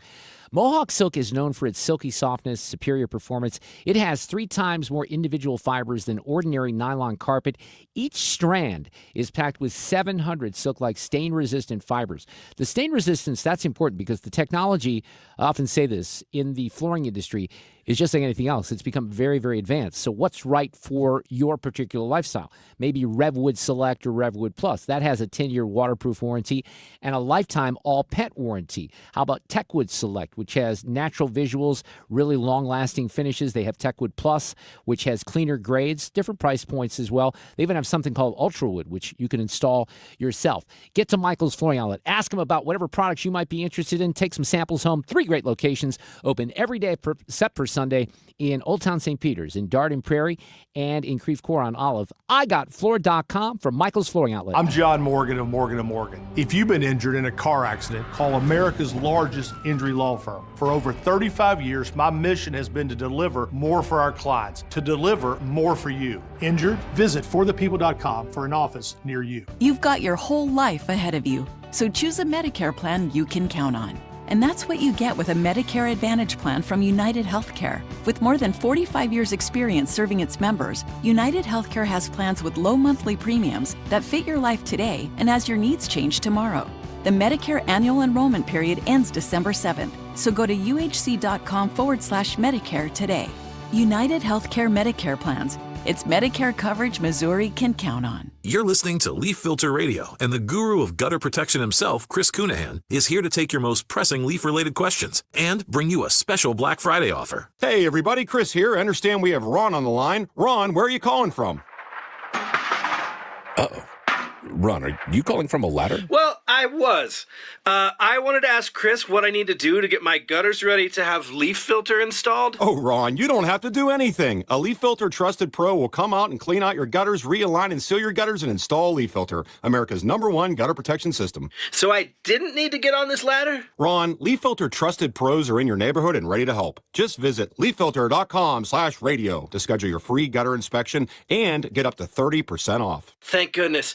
What was that site? That's leaffilter.com/radio. And now, as a special Black Friday offer, you can get a free gutter inspection, plus up to 35% off. This is our best offer of the season. Unlock it now at leaffilter.com/radio. See representative for warranty details. Hey guys, Glover here with my friends Mark and Neil Gelman from the Gelman team of eXp Realty. Selling your home, every situation is unique. Find the best options that are right for you from the real estate team who offer more options. 314-336-1991. Go to thegelmanteam.com. Hi, I'm Dr. Mary Claire Haver, a board-certified OBGYN and menopause specialist. My new podcast, Unpaused, is the place for bold, unfiltered conversations about what it really takes for women to thrive in the second half of life. Every week, I sit down with medical experts, cultural icons, and powerhouse women to talk about what really matters. New episodes drop every Tuesday. Listen to and follow Unpaused with me, Dr. Mary Claire Haver, available now wherever you get your podcasts. The Mark Reardon Show, 97.1 FM Talk, St. Louis Conservative. One of our favorite pundits, Charles Lipson, professor emeritus of political science at the University of Chicago, is going to join us at the bottom of the hour. His take on the end of the shutdown, the winners and the losers. And again, a little bit of a breaking story. Senator John Fetterman was hospitalized earlier today after a fall with some complications because of his heart condition, but he's apparently okay. Yeah, and he's joking about it. He said, "You thought my face was ugly before. Wait till you see it now." Oh no, did he mark it up a little bit? On his face. But see, there's a guy like, I'm so vain, I wouldn't go out of my house for like a month probably, and I'd shut the cameras off in here. I'm just being honest, Sue. You know, I'm very self-aware. That's why Fetterman won't care though, right? He'll go out there and do his thing. He'll wear that hoodie proud. Yes, he will. All right, let's do this here. If I can, oh, darn it, I hit the stupid thing wrong. What? Let's do this. These allegations are deeply concerning. Does the president have any comment? We're not going to comment. It's not clear messaging. No. And now, Sue's News, presented by U.S. Men's Medical Center. When I hit that thing the wrong way, which I did, I have to wait for it to fade out, and then I have to hit it again. No one cares, but I just thought I'd share that with you. I would. Okay. Today is World Kindness Day. World Kindness. That's very nice. Oh, that's nice. I don't believe I've ever celebrated that day in my life, Sue. I'm just setting you guys up. I don't believe that you Saying have. the quiet part out loud. But you can do it today. And it's also National Indian Pudding Day, which I'm not really sure what that is. I don't know what that is. So I just looked it up, and AI, which never lies, said, Sue, it's a classic New England dessert made from cornmeal. I'm out. Anyway, molasses and warm spices. I mean, without the cornmeal, I'm sure that'd be fine, but I guess that's the Indian meal. Okay, why do you hate cornmeal, though? What's I am wrong? not a cornbread person. Okay. I love the corn. I like it on the cob. I love cornbread. I like it everywhere, but in the cornbread, I could do without it. You don't like cornbread, like I don't warm know. with No, butter? No. Delicious butter? Oh, my it's gosh, fine. so good. Whatever. I'd rather have different bread, maybe cinnamon swirl or another thing. Nothing against cinnamon swirl, but I like my cornbread. My toaster in the wall from 1968 is no longer working. Who can I get to fix that? Nobody. There's nobody on earth. I guess they'd have to come to the house. It's not like I could pull it out and take it somewhere. There's got to be somebody, though. Right, that's what I mean. I'm sure it's just I don't know what it is, but I put it on toast, and it came back up. Then I put it down again. It's dead. Did you unplug it and plug it back in or anything like that? There's no plug on it. Oh, it's in really? the wall. Is it too late? Well, there's a plug somewhere. Well, though. yeah, but I can't access it unless I get into the drywall. Can't you pull the toaster out at all? I don't. Like you can't a microwave? No, I'm being serious. It's literally built into the wall. Okay. So I'm afraid if I take it out, well, what, am I going to break it? But I'll leave a hole in the. Sounds like you're going to need a new toaster that is but not built in. We'll know. Yeah, somebody help me, please. Yeah, but if with people that. come over, just tell them it works. I make my toast in there all the time. Yeah, but what if I want toast? Then you got to use the fake toaster I don't or want the to real do toaster. that. Oh, I see what you mean. Yeah. Use it as a object. Decoy. Yeah, that's a good plan. On this day in history, 79 years ago, so this is in the 40s. It's 1946. And that's when skiers at Mount Greylock, Massachusetts were amazed by inventor Vincent Schaefer's new creation, artificial snow. Artificial snow is 79 years old today. And you guys, 58 years ago in St. Louis, in 1967, Dwight D. Eisenhower became the first and only president to ride to the top of the arch. Now, Eisenhower had authorized construction of it in 1957, and he was out of office, but they thought, we're going to send him. He's the only one because the Secret Service won't let a sitting president go up because of security concerns. It's such a small space.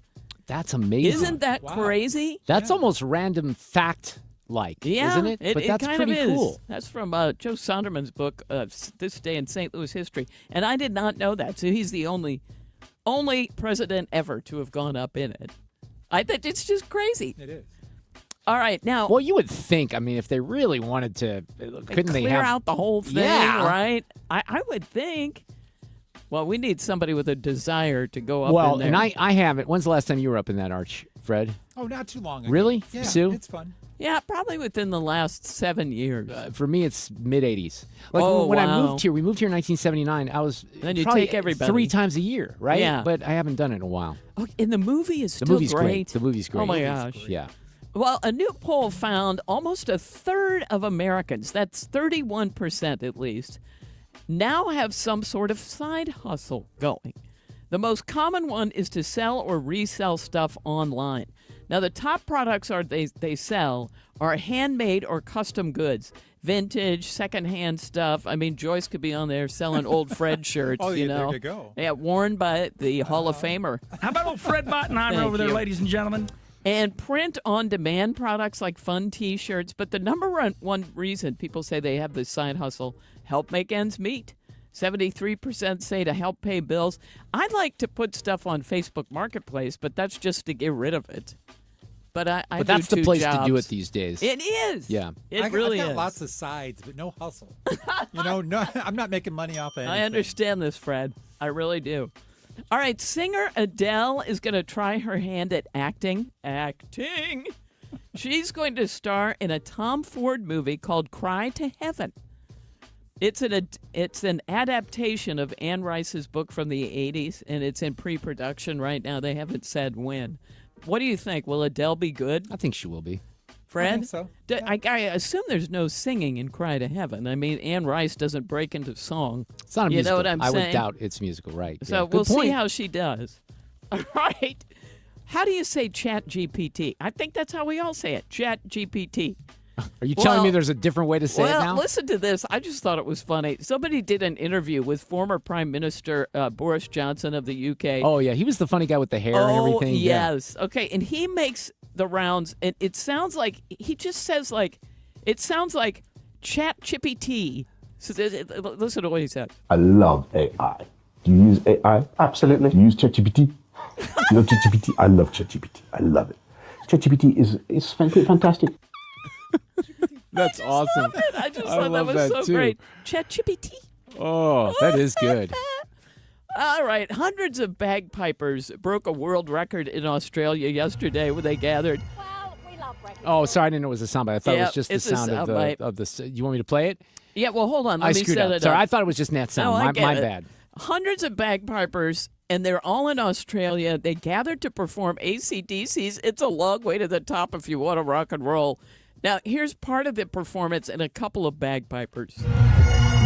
Well, we love breaking a world record, don't we? And there are hundreds and hundreds of people here from the public to watch this very special moment. Well, I've been playing bagpipes since I was 9, and I'm just sort of thinking this would be a bit of fun towards the end of my career. Go out with a bang. I love it. Fred, do you remember when we had bagpipes in the KMOX studio? That's right. Soup? What was the occasion? I don't remember. Oh, no, I do. I think it was Mark Sutherland was involved, Of and it was course. remember Of they course. used to do the Scottish games and everything? This big thing. Yes.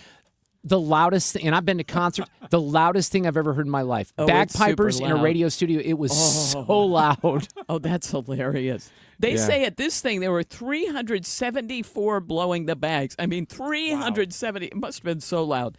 The oldest performer was 98. The previous record was 333 pipers in Bulgaria, so they were really blowing it up. AC/DC is playing tonight in Australia, which is there you why go. they're doing I it. love it. All right. I always thought the bagpipe. Every instrument appears hard to me to play. Agreed. Bagpipe looks Totally. impossible. Yeah. My dad played the accordion. That also looked really hard. Did you try it? No. Oh. It's too heavy. I didn't realize that. Okay, here's my happy story of the day. A small school district in Ohio We've just got all this vitriol going out there. So a small school district in Ohio set up a microphone in the middle of the hallway and invited students to share something good that's happened to them recently. And it's just kind of positive because you think of the kids as, oh, everybody's depressed and on. But here's what they've said. Here's some of their positive answers. I woke up at the good time today for school, so I didn't miss the bus. Someone told me that my hair looked really pretty today. There was a new girl at school today, and I think I made a new friend, so yeah. I got 100% on my German test today. I finally got a girlfriend. A good thing that happened to me today was Ms. Gates, she complimented my artwork. And I got my braces off recently. I have been more hanging out with my family, friends. Me and my sister are actually kind of getting along now, and we're not arguing as much as we used to. Yeah, that one kid said, it got edited out. The one kid said, I finally got dumped by a girl now, too, once I had a girlfriend.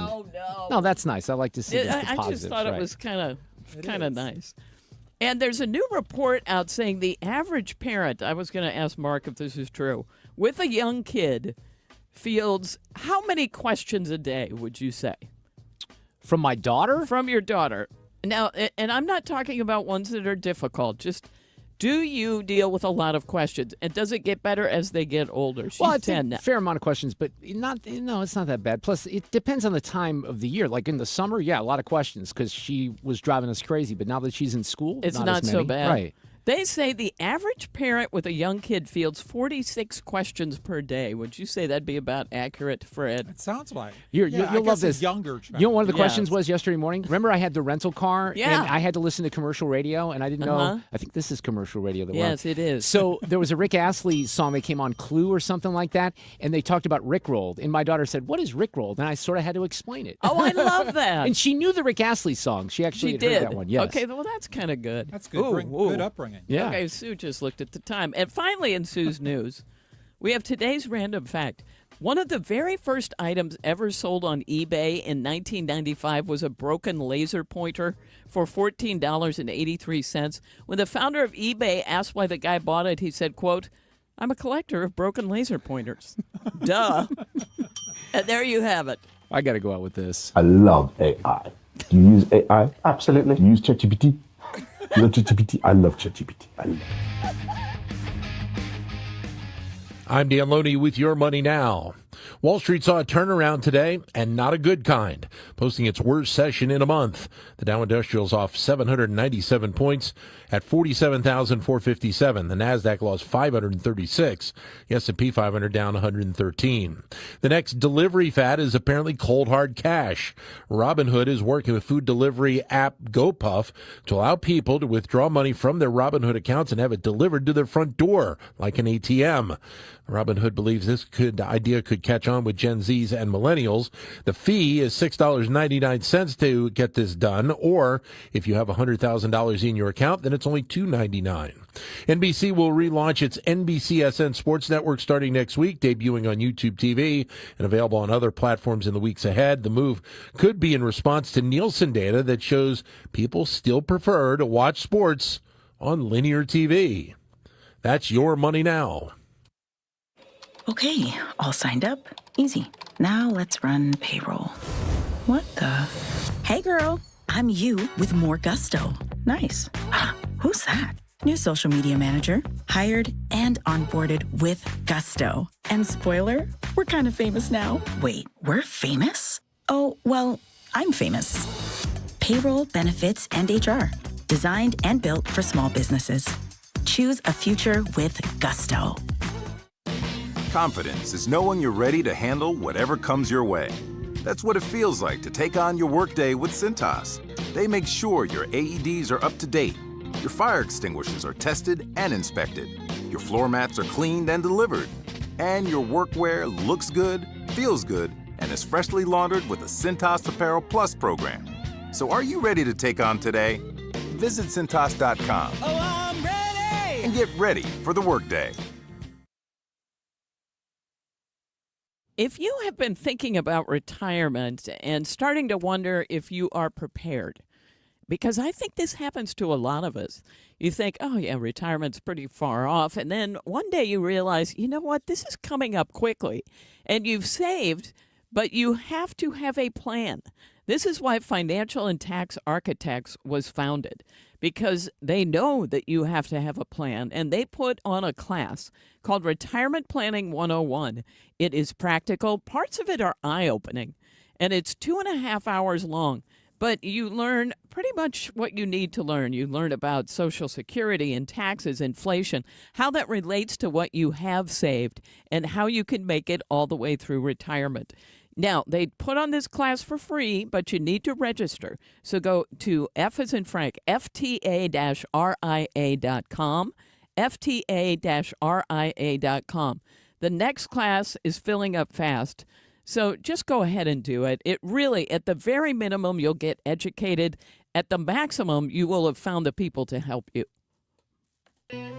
Make the most of fall and have an outdoor space that you actually love that's built to last. Lakeside Renovation and Design builds custom decks, screened-in porches, covered patios, and they use these durable, low-maintenance materials like composite decking and aluminum railings. They're going to make sure you have the perfect setup so you can host your family and friends for backyard barbecues or just sit outside and enjoy the morning coffee even when it's raining. Don't wait until the spring to start planning the space that you want to enjoy next year. Start with a free consultation. Visit lakesiderd.com, lakesiderd.com. We, without hesitation, recommend that anybody work with ThrottleNet. The experience will be as good as it's been for us, for anybody, because you'll get a true partnership and you'll be able to rest easy that you're going to get the service that you need while they're also doing all those things that you don't want to have to think about, that you don't want to have to worry about. They're always doing that in the background for you. Don't wait for your next IT crisis. If your business depends on technology, you need a partner that's got your back. Contact ThrottleNet.com to get a free IT evaluation and see how we can support your IT everything. It's time for a $98 furnace tune-up. This portion of the show is sponsored by Jerry Kelly, heating, air conditioning, electrical, and plumbing. From the gateway city to the front lines of freedom. 97.1 FM Talk. St. Louis Conservative. We got Curtis Houck from Newsbusters at the Media Research Center coming up after 5 o'clock, plus an audio cut of the day. We have a Reardon Roundtable tomorrow. Jane will be here on the panel in the 3 o'clock hour. Former State Senator Jeff Smith, GOP consultant Greg Keller will be here. We'll all have the fun stuff in the 4 o'clock hour with Paul Hall, Cusimano with preview of sports going into the weekend, and then we have some fun stuff planned for the 5 o'clock hour as well. So, you know, we've just come off this election cycle, and the government is back open, and AOC is thinking about running for Senate, of course. I think what is so important for folks to understand is that this problem is bigger than one person, and it actually is bigger than the minority leader in the Senate. We have several Senate primaries this cycle. I know I'm being asked about New York. And she's going to probably run. Charles Lipson is with us, professor emeritus at the University of Chicago. Not only is she going to win, but I mean, in all likelihood, she would win that. I don't see how she wouldn't. Don't you agree, Charles? How are you this afternoon? Well, she would win the Democratic nomination, whether she could beat a competent Republican, and there would be, I'm sure, Republican opposition. It's just hard to know. The Republicans' problem has been that they don't win nearly as many votes when Trump himself is not on the ballot, and of course he never will be again. Well, I mean, there's the third term. Come on, Charles. You're not up to speed with that. Oh, I like when he messes with people on that. But Gosh, he knows how to troll, doesn't he? Yes. And those memes that have come out about Schumer and Jeffries in the Mexican hats, they were just hysterical. I thought they were funny, too. I mean, if you have a sense of humor, I think you'd have to.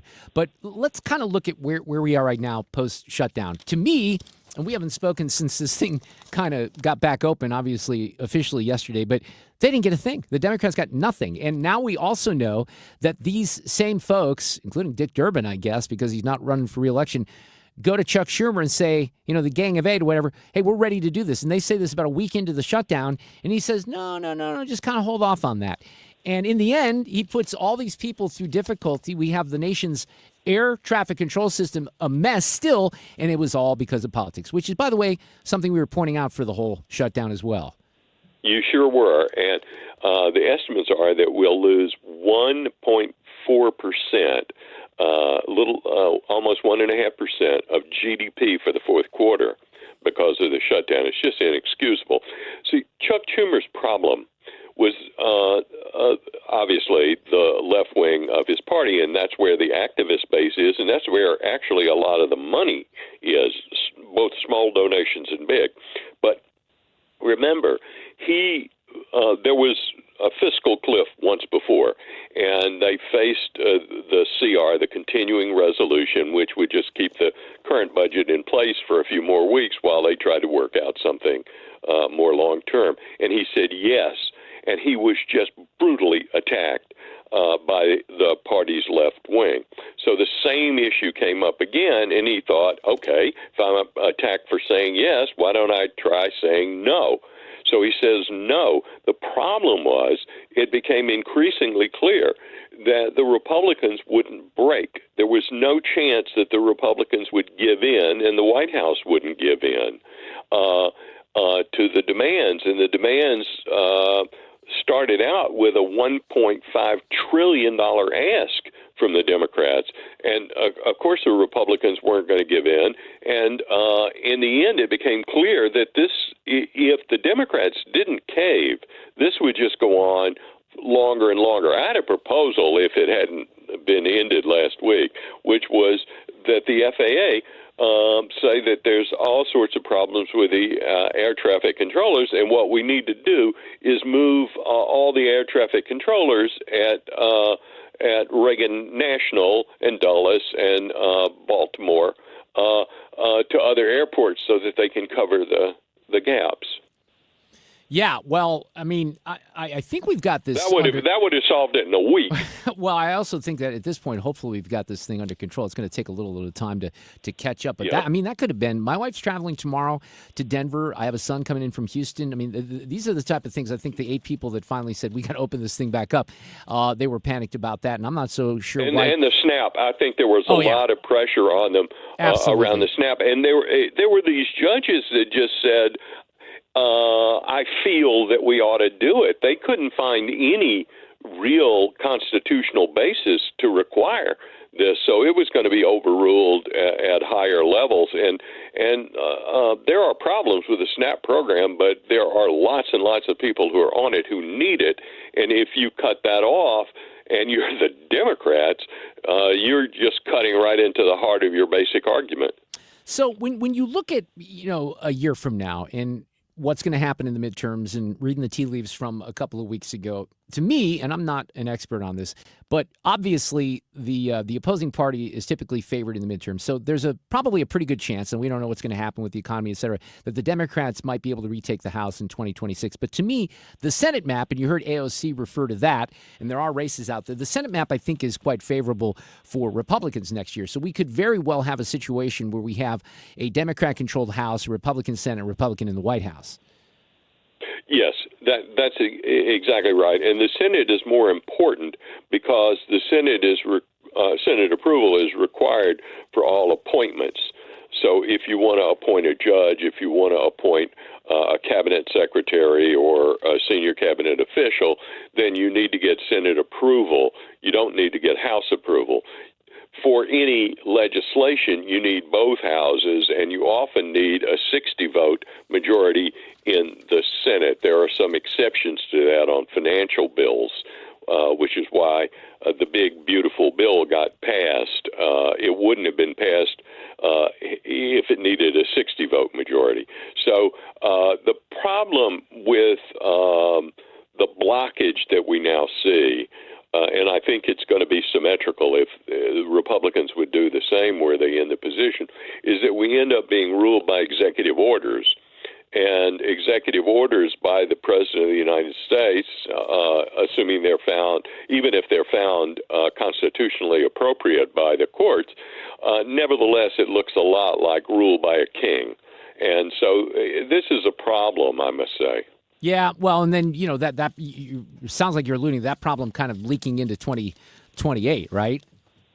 Well, 2028, I think first of all, the Democrats don't have a party leader until 2028. And even then, if it's a moderate, do you expect that the far left of the party, they'll go along at least in a nominal way? They'll say, oh, we support this person, but they're going to be a problem. You know, Seattle looks like they've just elected somebody who's just as far left as Mamdani if not in more. New York. Right, I know. Yeah, and she says she's going to order grocery stores to stay open. That'll, of course, be found unconstitutional. But it's like, you know, you're electing kids just out of high school with a high school grade education about what they think they can do, and it's just not going to work.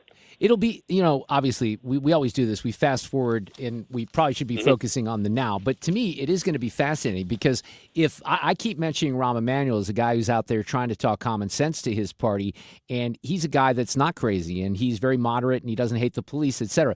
I cannot see someone like that popping through any of the clutter on the Democrat side. I think it's much more likely that you get someone like Gavin Newsom or J.B. Pritzker or, you know, hell, even AOC or someone like that. And that's going to kind of be fun to see develop because, to your point, I don't think that the far left will go along with someone like Rahm Emanuel. I think they'll take a stand real quickly if it's someone that's more moderate. Absolutely. He was probably the last competent mayor we had in Chicago. Right now, Chicago is in the running along with Portland and Seattle and New York and several other places to just be among the worst-run cities in the country. And it's just striking to me to see that there are still these justice so-called prosecutors who don't want anybody in jail, no matter what the crime. It seems to me that there's got to be political pushback on that. But you're absolutely right that if the economy turns down or continues to be sluggish for ordinary people, then the party in power always has trouble in the midterms, always has trouble in the general election. But that would be trouble for the Republicans in this case. Charles Lipson, you can find his work at charleslipson.com. You have a great weekend, Charles. Great to hook up with you. Thank you very much, Mark. We'll talk next week. Traffic from the 97.1 FM Talk Traffic Center. If you are leaving downtown and taking westbound 70, there is, of course, a delay headed for Jennings Station Road, a little bit past the airport and in the O'Fallon area, and again at Highway A. Kind of the same thing, only a bit heavier on 64. That's more like Kings Highway in pockets all the way on out through 70. Not a solid jam, but some slow going in there. Southbound 170 slows headed for 64. We've got southbound 270 with slow pockets from Page on down, and this goes through Gravois before it looks better, but again, just moderate. There was a report of an accident northbound 270 near Manchester. 55 southbound, still some slow-moving traffic from Arsenal down through Bates.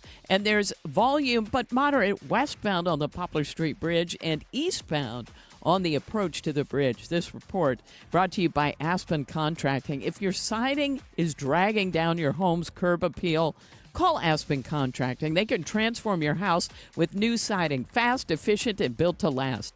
Don't settle for an eyesore. Call Aspen today. 636-465-1696. I'm Sue Thomas with traffic on 97.1 FM Talk, St. Louis Conservative. You know, I always talk about my friends Mark and Neil Gelman with the Gelman team. They do something very cool, and it's not because I'm friends with these guys, and I am, but because I was a client about 10 years ago. I think it's maybe 9 years this fall, which is hard to believe. But every year at this time before Thanksgiving, they give free pies out to their clients and their customers. So I always take advantage of that. But if you're interested, for example, and just wondering what your home is really worth, you'd like to know for fast and free, the Gelman team with eXp Realty here in St. Louis, they can help. All you have to do is go to thegelmanteam.com, click on the thing that says, how much is your home really worth? Find out for free. A pop-up comes up. Your next big payday may only be a click away, and if they can put your home on the market and really work for you, they'd love to do it. It's easy. Go to thegelmanteam.com. The other thing is, we talk about AI a lot. Don't use AI for real estate. You need a good local and human real estate agent that knows your neighborhood inside and out, from property values and hidden issues to schools, traffic patterns, all those things that buyers need to know. Get with the Gelman team today with eXp Realty, 336-1991, online at thegelmanteam.com. Certain restrictions apply. Hey, it's Mark Reardon. Join us on Monday, November 24th at Helen Fitzgerald, starting at 3 for the official Guns N' Hoses weigh-in. You could win tickets, meet the fighters, and hang out with us. Details at 971talk.com/events.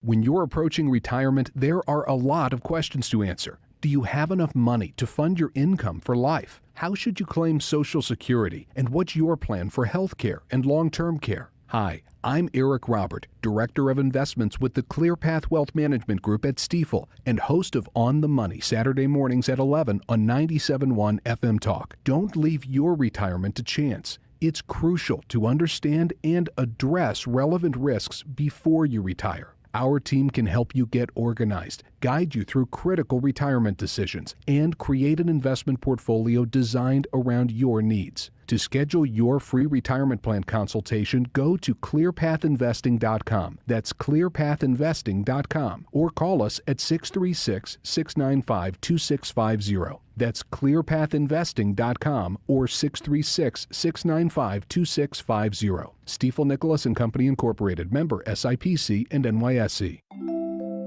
Now that we're getting older, we've been putting more thought into maintaining our health. We knew the water we drink every day could be filled with contaminants, so we called Leaf Home Water Solutions. They came to our home and did a free water test and gave us the analysis right away. We were shocked at what we saw. They found heavy metals like iron and copper. Our own tap water was putting our health at risk, but Leaf Home Water Solutions made it easy to get safer water from every tap and hose. A whole home solution. They have more than 250 product combinations and designed a system that fits our needs and budget. The installation took less than a day. With Leaf Home Water Solutions, our water is safer and healthier. When we drink, when we cook, when we shower, even when we garden. We feel better about our health. Thanks to Leaf Home Water Solutions. Schedule your free home water test today at leafhome.com/free and save 15% on all home water treatment systems. That's leafhome.com/free for your free home water test and 15% off. leafhome.com/free. Swapping out your tires? There's nothing like it. With eBay, you can find the feel you're looking for, from smooth highway rides to grip for rough terrain. Get all the tires you need at prices you'll love. eBay, things people love. This is the Mark Reardon Show on 97.1 FM Talk, St. Louis Conservative.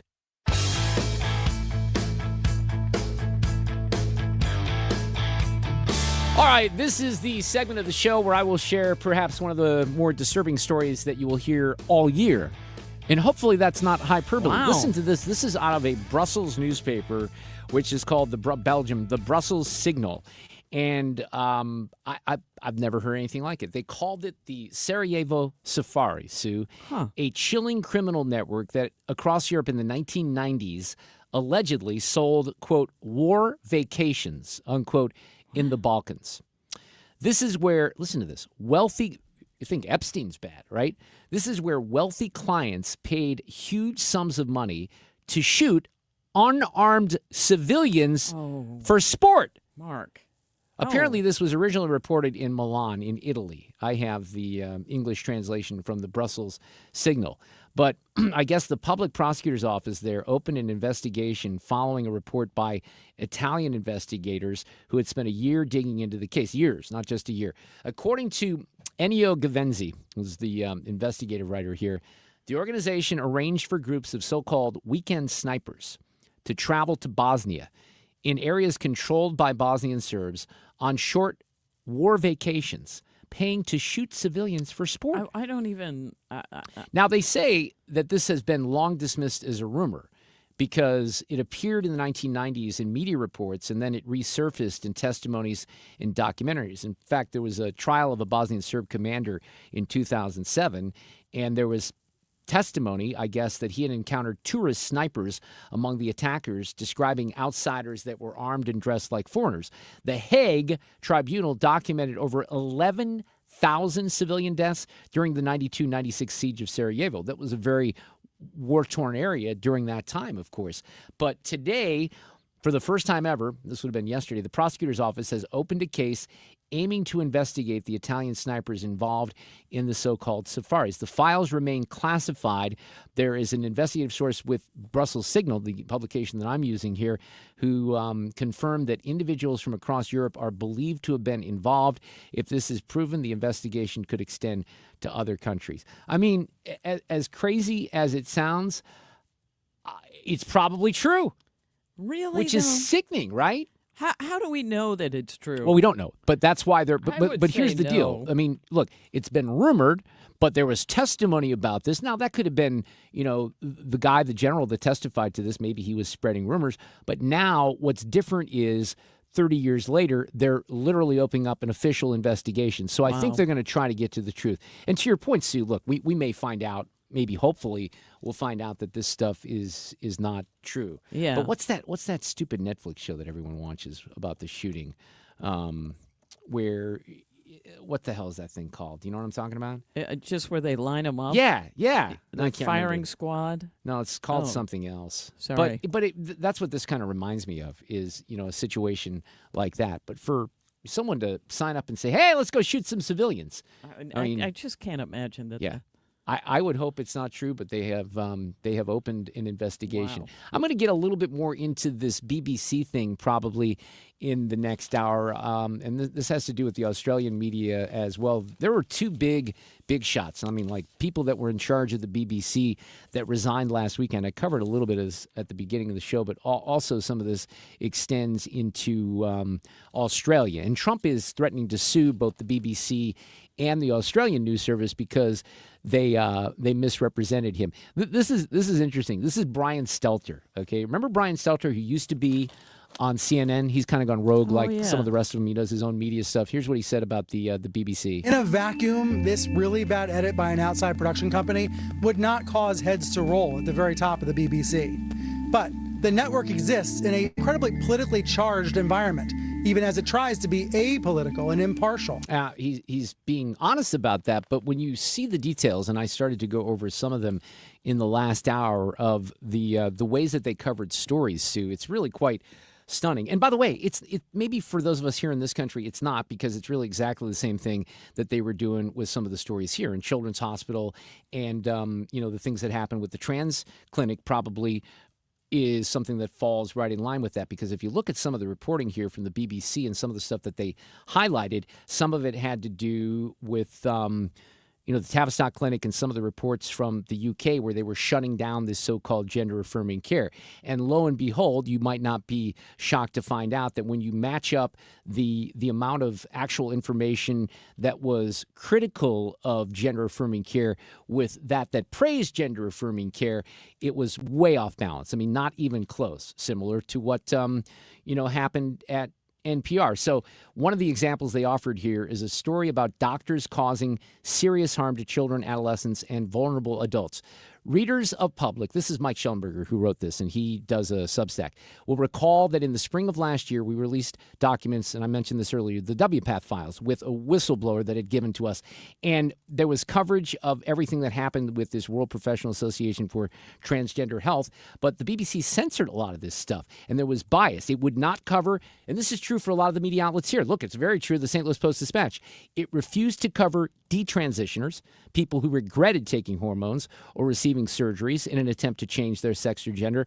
In this country, I would think that a show like 60 Minutes would be really, really fitting, maybe now that Barry Weiss has taken over, to do a different type of story on gender-affirming care. How about talk to Jamie Reed's husband, who is detransitioning, and find out what that is all about. They didn't even cover at the BBC a major lawsuit by a group of nurses after their hospital allowed a man to use their changing room. And beyond WPATH, the BBC gave little to no coverage of the trans medical scandal, even though the UK government, well ahead of our government, banned puberty blockers. So all of this stuff shouldn't surprise a lot of people that listen to this show, because you know what happens at the legacy media outlets here, and it's probably arguably worse at the BBC. Traffic from the 97.1 FM Talk Traffic Center. On the roads, we've got volume out there westbound 6440, and this is lined up approaching Kings Highway in pockets, really out through 270 and beyond. So if you're westbound on 70, it's a little bit better, but we still have slow pockets there. It's just more moderate volume headed out toward Wentzville. Southbound 270, slow pockets. And this is Page down through almost Gravois. Northbound is slow Manchester on up, and that goes through Ladue Road. Now, westbound 44 is slow right there in front of the Arch Grounds. 55 slowing Arsenal down through Bates. If you're headed into Illinois, it looks fine on the bridges downtown. In fact, it looks great through that area. This report brought to you by Jerry Kelly Heating, Air Conditioning, Electrical, and Plumbing. I'm Sue Thomas, and that's traffic on 97.1 FM Talk, St. Louis Conservative. Furnace funky? Then make one call. And Jerry Kelly will be there the very next day. Call anytime, 8 to 8, 8 days a week. And Jerry Kelly will fix your furnace or install a new one the very next day. JerryKelly.com. You know, I love meeting passionate people, and Matt Lawrence is one of those guys. He has Game Day Men's Health and the location that's out in Chesterfield. He loves what they do out there. You're going to love, guys, what they do out there. And he's so proud of the facility and the world-class staff that he's put together.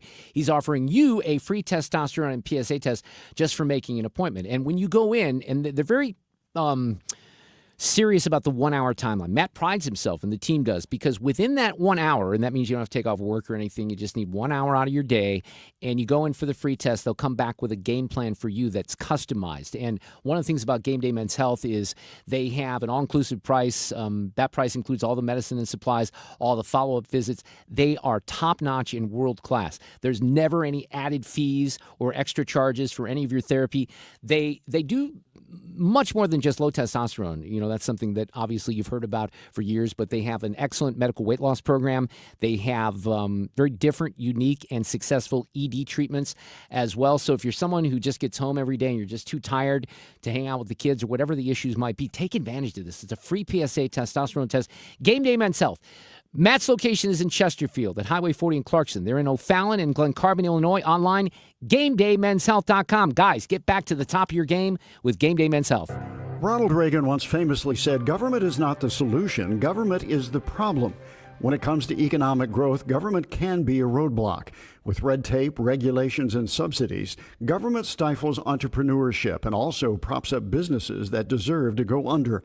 Unlike government, free markets encourage risk-taking, freedom to succeed or fail.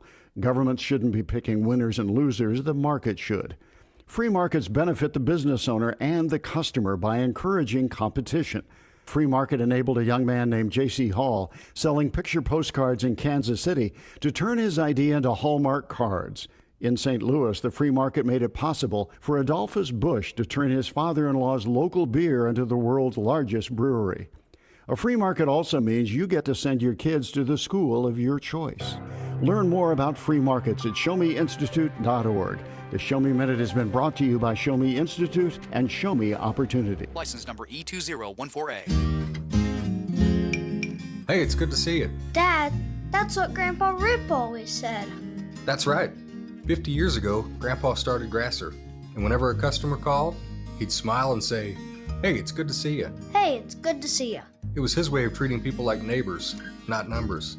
That's why we still say it today. Green is always Grasser at GrasserHomeServices.com. Hey, it's good to see you. Annie Fry here. If you're nearing retirement or already retired, call my friends Thomas Helbig and Bob Kershaw with the Retirement Advisory Group. They'll show you how linking to the market is much safer than owning the market for your retirement savings. They are the official financial advisors of my show. Go to retirementkey.com. First responders get in the ring for the 38th Budweiser Guns N' Hoses presented by Stiefel. It's the biggest holiday party of the year, the night before Thanksgiving at Enterprise Center. Get your tickets now at STLGunsandHoses.com. It's go time. KFTK FM Florissant from the Kaufman Townsley St. Louis's Injury Lawyers Studio. Call 314-500-5000. That's 314-500-5000. All on the free Odyssey app.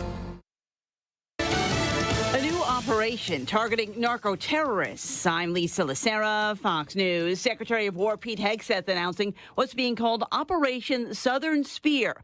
In a post on X, he said the operation will be led by Joint Task Force Southern Spear and the U.S. Southern Command, writing the mission defends our homeland from the drugs that are killing our people. The U.S. Southern Command is the U.S. military's combatant command. It encompasses 31 countries through South and Central America and the Caribbean. Now that the longest government shutdown in history is over, federal employees will start getting paychecks as soon as this weekend. A senior administration official says the White House is pushing federal agencies to get out paychecks as quickly as possible, though different agencies use different processes and payroll providers. Still, the first batch of so-called super checks paying federal employees from October 1st through November 1st will go out on Saturday. All federal workers are scheduled to receive paychecks missed during the government shutdown by the middle of next week. Fox's Jared Halpern at the White House. Wall Street has its worst day in a month on worries about AI stocks and interest rates. The Dow lost 797, the Nasdaq minus 536, the S&P off 113. Shares of Cisco Systems rose nearly 5%, bucking the downward trend after the networking company reported better than expected first quarter earnings and revenue. Cisco also provided a strong financial forecast boosted by demand for AI products. The Dow winners, Cisco, Travelers, and Chevron. The Dow decliners, Goldman Sachs, Caterpillar, and J.P. Morgan Chase. Fox's Hillary Barsky. Jeff Bezos' Blue Origin launching its New Glenn rocket on the company's first NASA-scale science mission and saving the rocket booster for reuse. Although it wasn't crucial to the mission, the prime objective was to send these twin NASA space probes into space, sending them on their way to Mars. Fox's Jonathan Seri, America's Listening to Fox News. There's nothing like when you get that part from eBay and it just fits. Yeah, the first time. So you can do less of this and get right back to more of this. At eBay, you'll find all the parts you need, guaranteed to fit, at prices you'll love. Sounds good, doesn't it? eBay. Things people love. Eligible items only. Exclusions apply.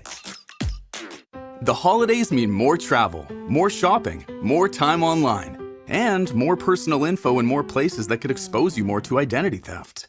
But LifeLock monitors millions of data points per second. If your identity is stolen, our US-based restoration specialists will fix it, guaranteed, or your money back.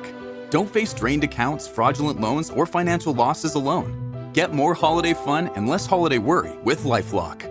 Save up to 40% your first year with promo code NEWS. Visit lifelock.com. Terms apply. Air Comfort Service, heating, cooling, and insulation, weather. Nothing at all feels like winter as we head into the evening. Partly cloudy skies. Temperatures drop into the upper 50s and only 52 for the low. Friday, almost like spring. Partly to mostly sunny. 10 degrees warmer tomorrow. 75 for the high.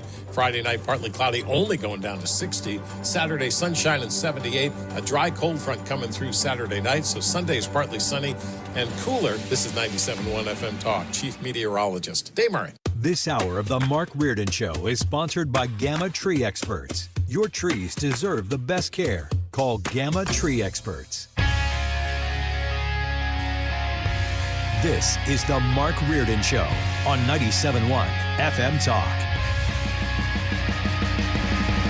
Well, we have a Reardon Roundtable tomorrow before I take off for the woods of Howard County to hopefully not get skunked 3 years in a row. I've never had even 2 years in a row where I was skunked in Fayette and Harrisburg, but I'm on a streak that I'm not real happy about. I need to fill the freezer here this weekend, but we'll have a Reardon Roundtable. Jane will be on the panel. I had a great lunch with Jane today. She introduced me and Ed Rohde, who also is a Roundtable guy, used to work in the Slay administration. Ed is a real sharp media guy.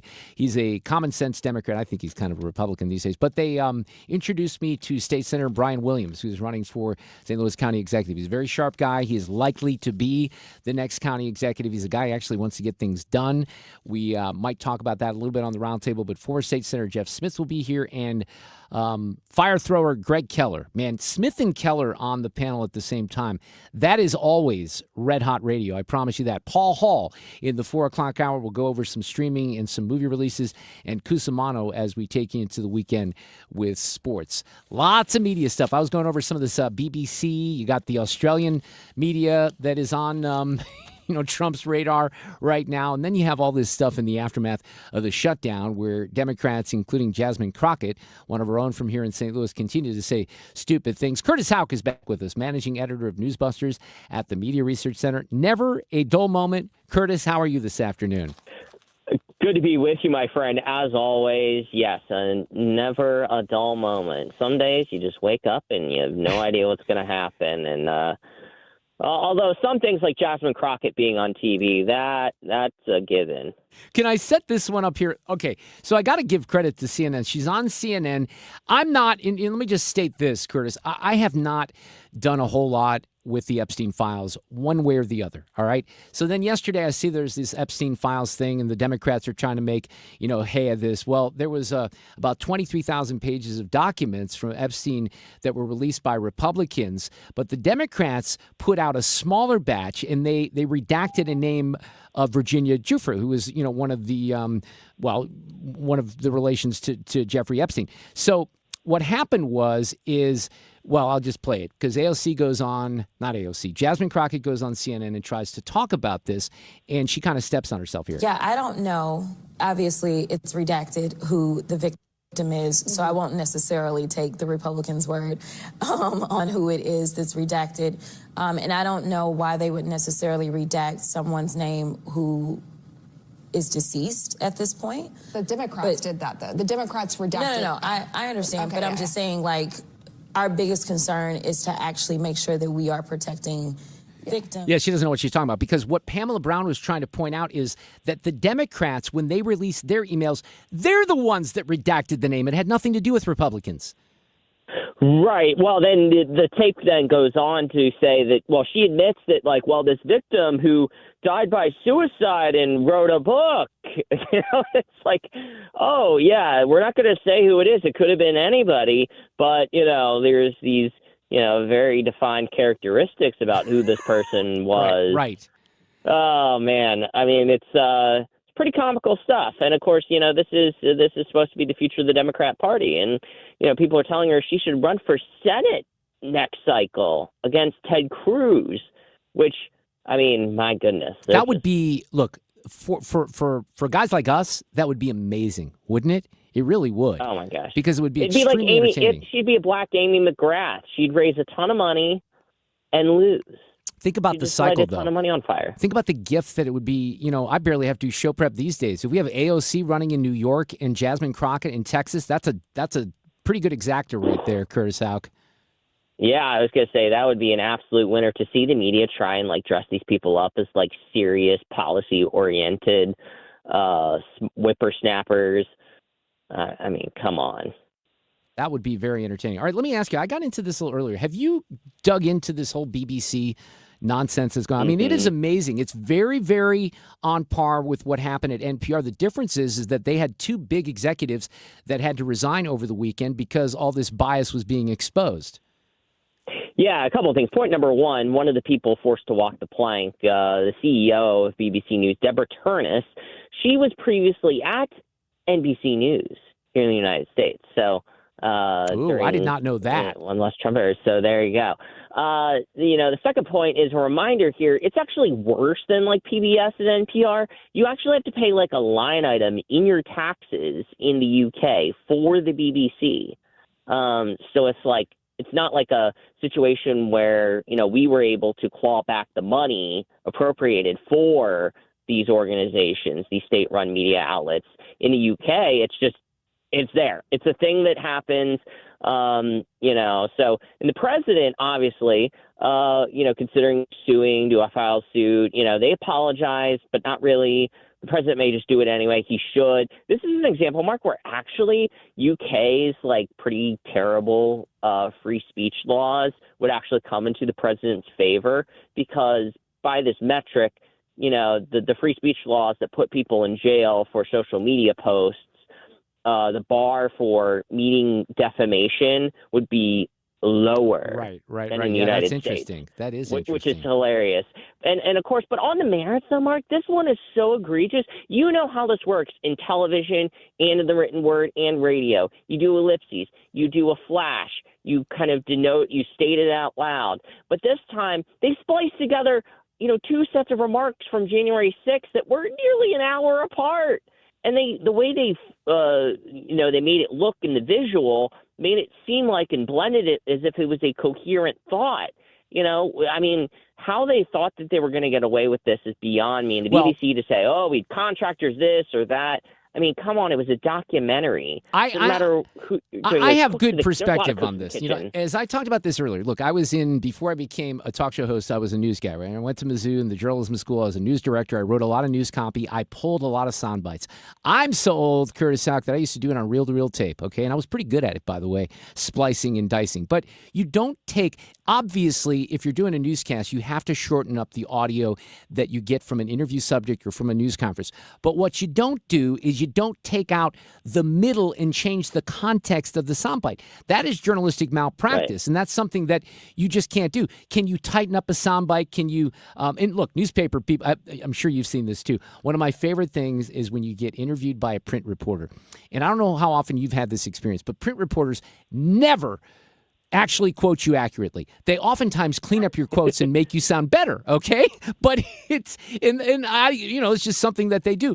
But my point is that if you put a quote in or if you have a soundbite that changes the complete context, and to your point was an hour, later, that's just being deceptive. And they were caught red-handed. And this, by the way, goes hand in hand with a lot of other things. And this guy that was looking into what was going at the BBC, they produced, for example, a surprisingly high number of stories about drag queens, celebrated a male wrestler who competed in the women's category, published an article headlined Transgender Women Guilty of Rape After Night Out. All these things, while at the same time, the Tavistock Clinic and all this gender-affirming care nonsense is being exposed, and they don't want to cover that at all. Well, in the Gaza coverage, there's also that as well. I mean, they've had to frequently apologize. And I believe in one of the more recent instances, they quoted some, child about, oh my gosh, my life is so terrible, but they were somehow connected to Hamas or something that. There was some level of transparency and disclosure that they didn't, carry out there. I mean, it is pathetic. I mean, the press secretary, Caroline Leavitt, had a really good soundbite that I tweeted out yesterday, just talking about how disgraceful the BBC is, and it's sad. The GB News person there representing the new media seat said, "Oh, people in the Labour Party in the UK are saying this is a beacon around the world," and it's obviously not. It's a partisan rag. Unfortunately, if those that have traveled in Europe know that when you turn on hotel TV in a non-English speaking country, chances are the BBC News is maybe the only channel that's in English.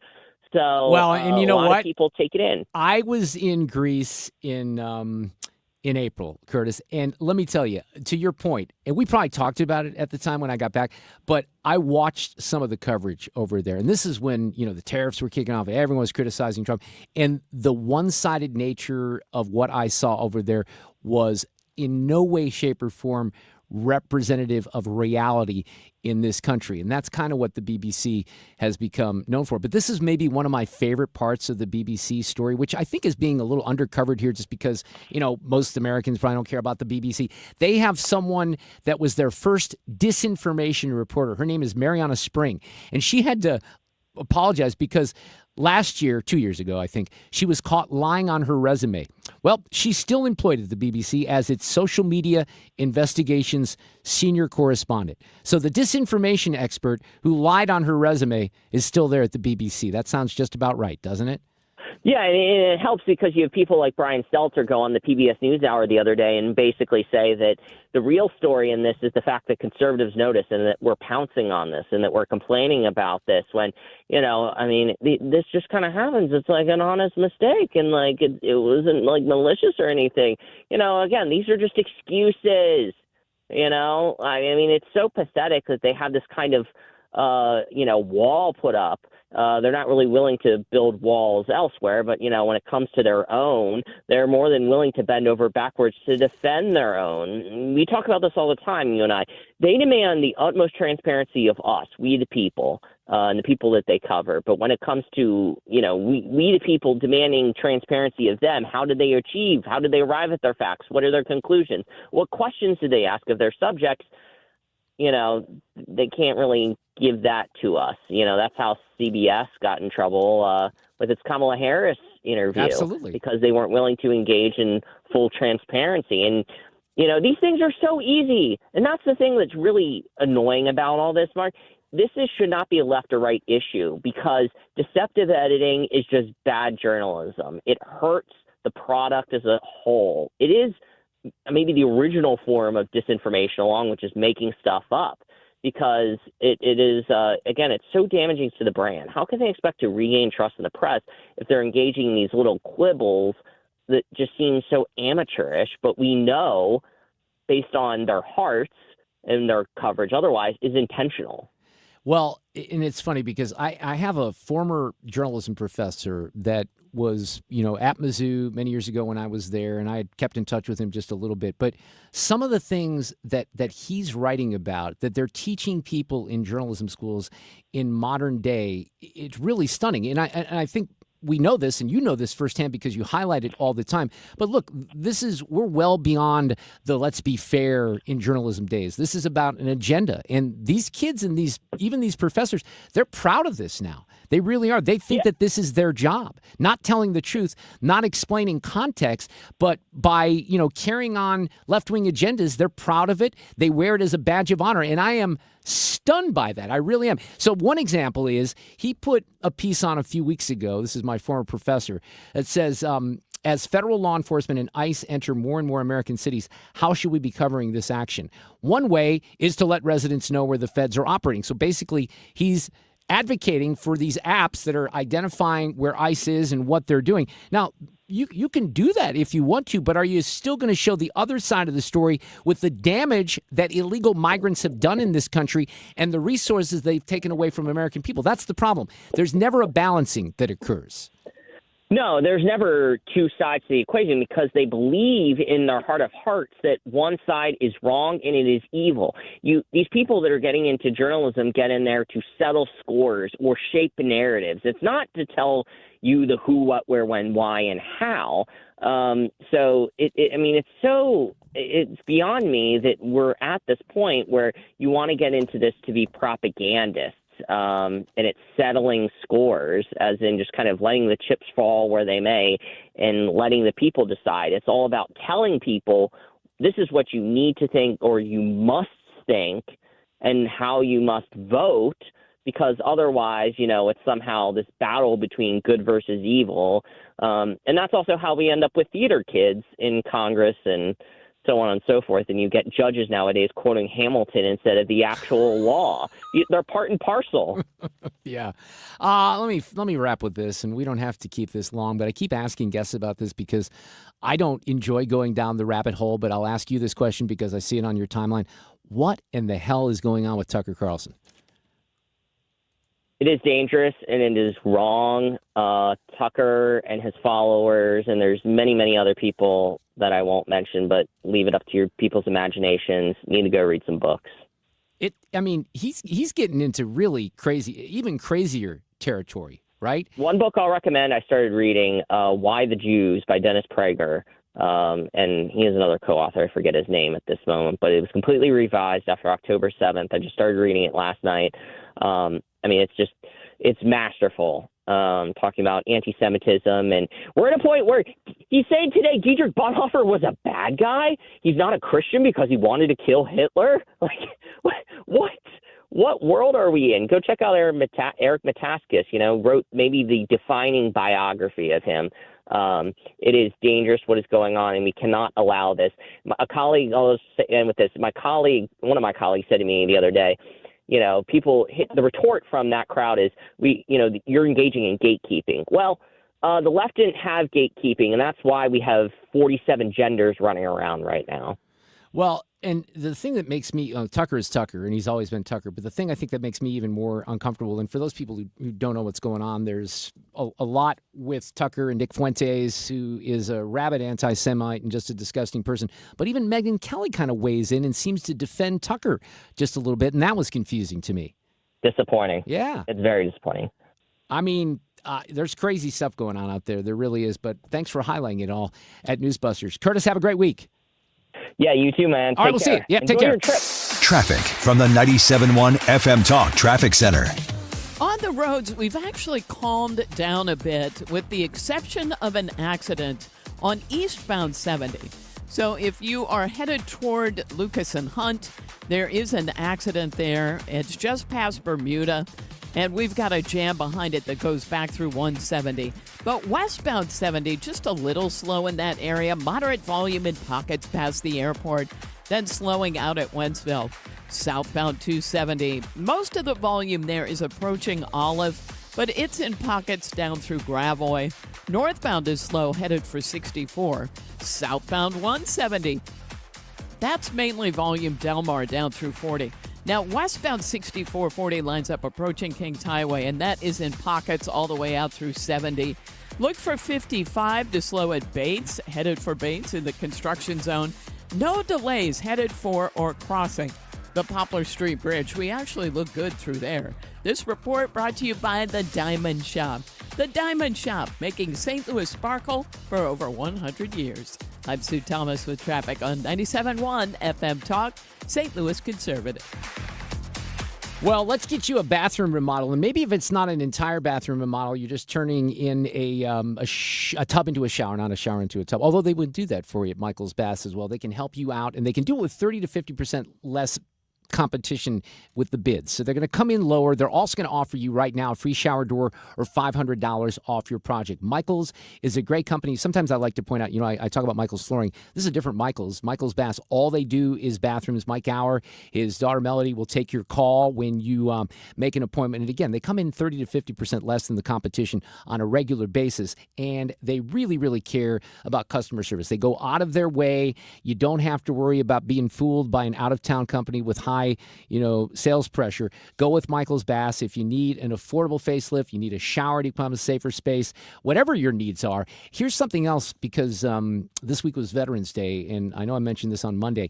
They work with customers at Michael's who are approved by the VA for a grant that will pay most, if not all, of the price of the bathroom project. So look into that. Visit michaelsbaths.com or call 636-775-0800. Again, the offer right now, you mentioned my name or 97.1 FM Talk, a free shower door or $500 off your project. Hey, Stewie, I'm hearing mortgage rates have plummeted. The Fed's making moves. Is this the moment where folks can start saving some money? Annie, I'm so excited, and you should be too. This is a great opportunity. Now, there's numerous ways to go ahead and save money. One is go from rate A to rate B, reduce it at no cost with the bagel loan, and save $100, $200, $300, $700 a month. Another way is to reduce the term. We took a customer, went from 29 years left on the loan to 20 years. Their payment went up $35 a month, and guess what? They saved $170,000 in interest. Does that mean we should wait, or should we act right now? Well, that's a good question. People ask me this all the time. The Federal Reserve is going to cut the rates. Maybe I should wait. No, the market goes ahead and adjusts for potential rate cuts in the future. So the rates are typically lower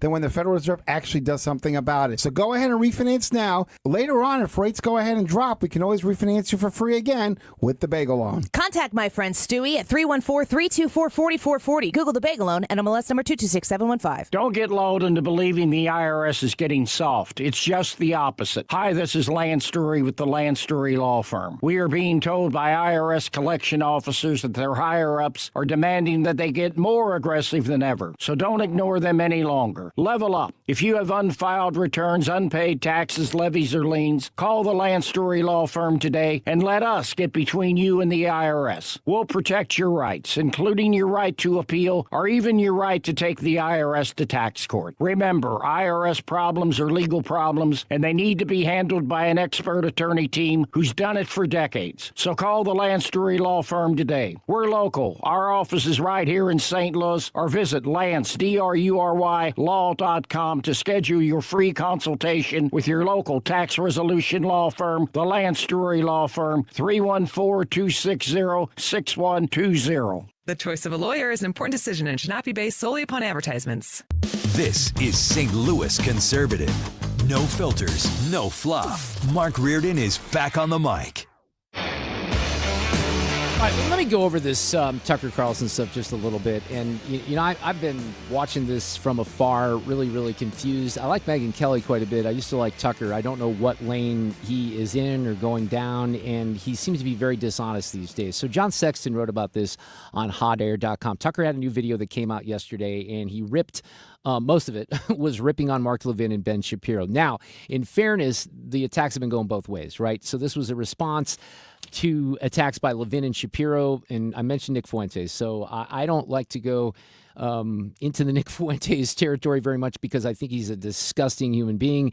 And it seemed like Tucker Carlson, mainly because it was, that he was someone who was ideologically kind of laundering the views of Nick Fuentes, as John Sexton put it. So Nick Fuentes, it's one thing to interview someone and to give them a platform and a format, but what Tucker did was beyond that because he didn't challenge him on some of the things that he said in the past. So there's a fight going on, and it's not really the start of the fight.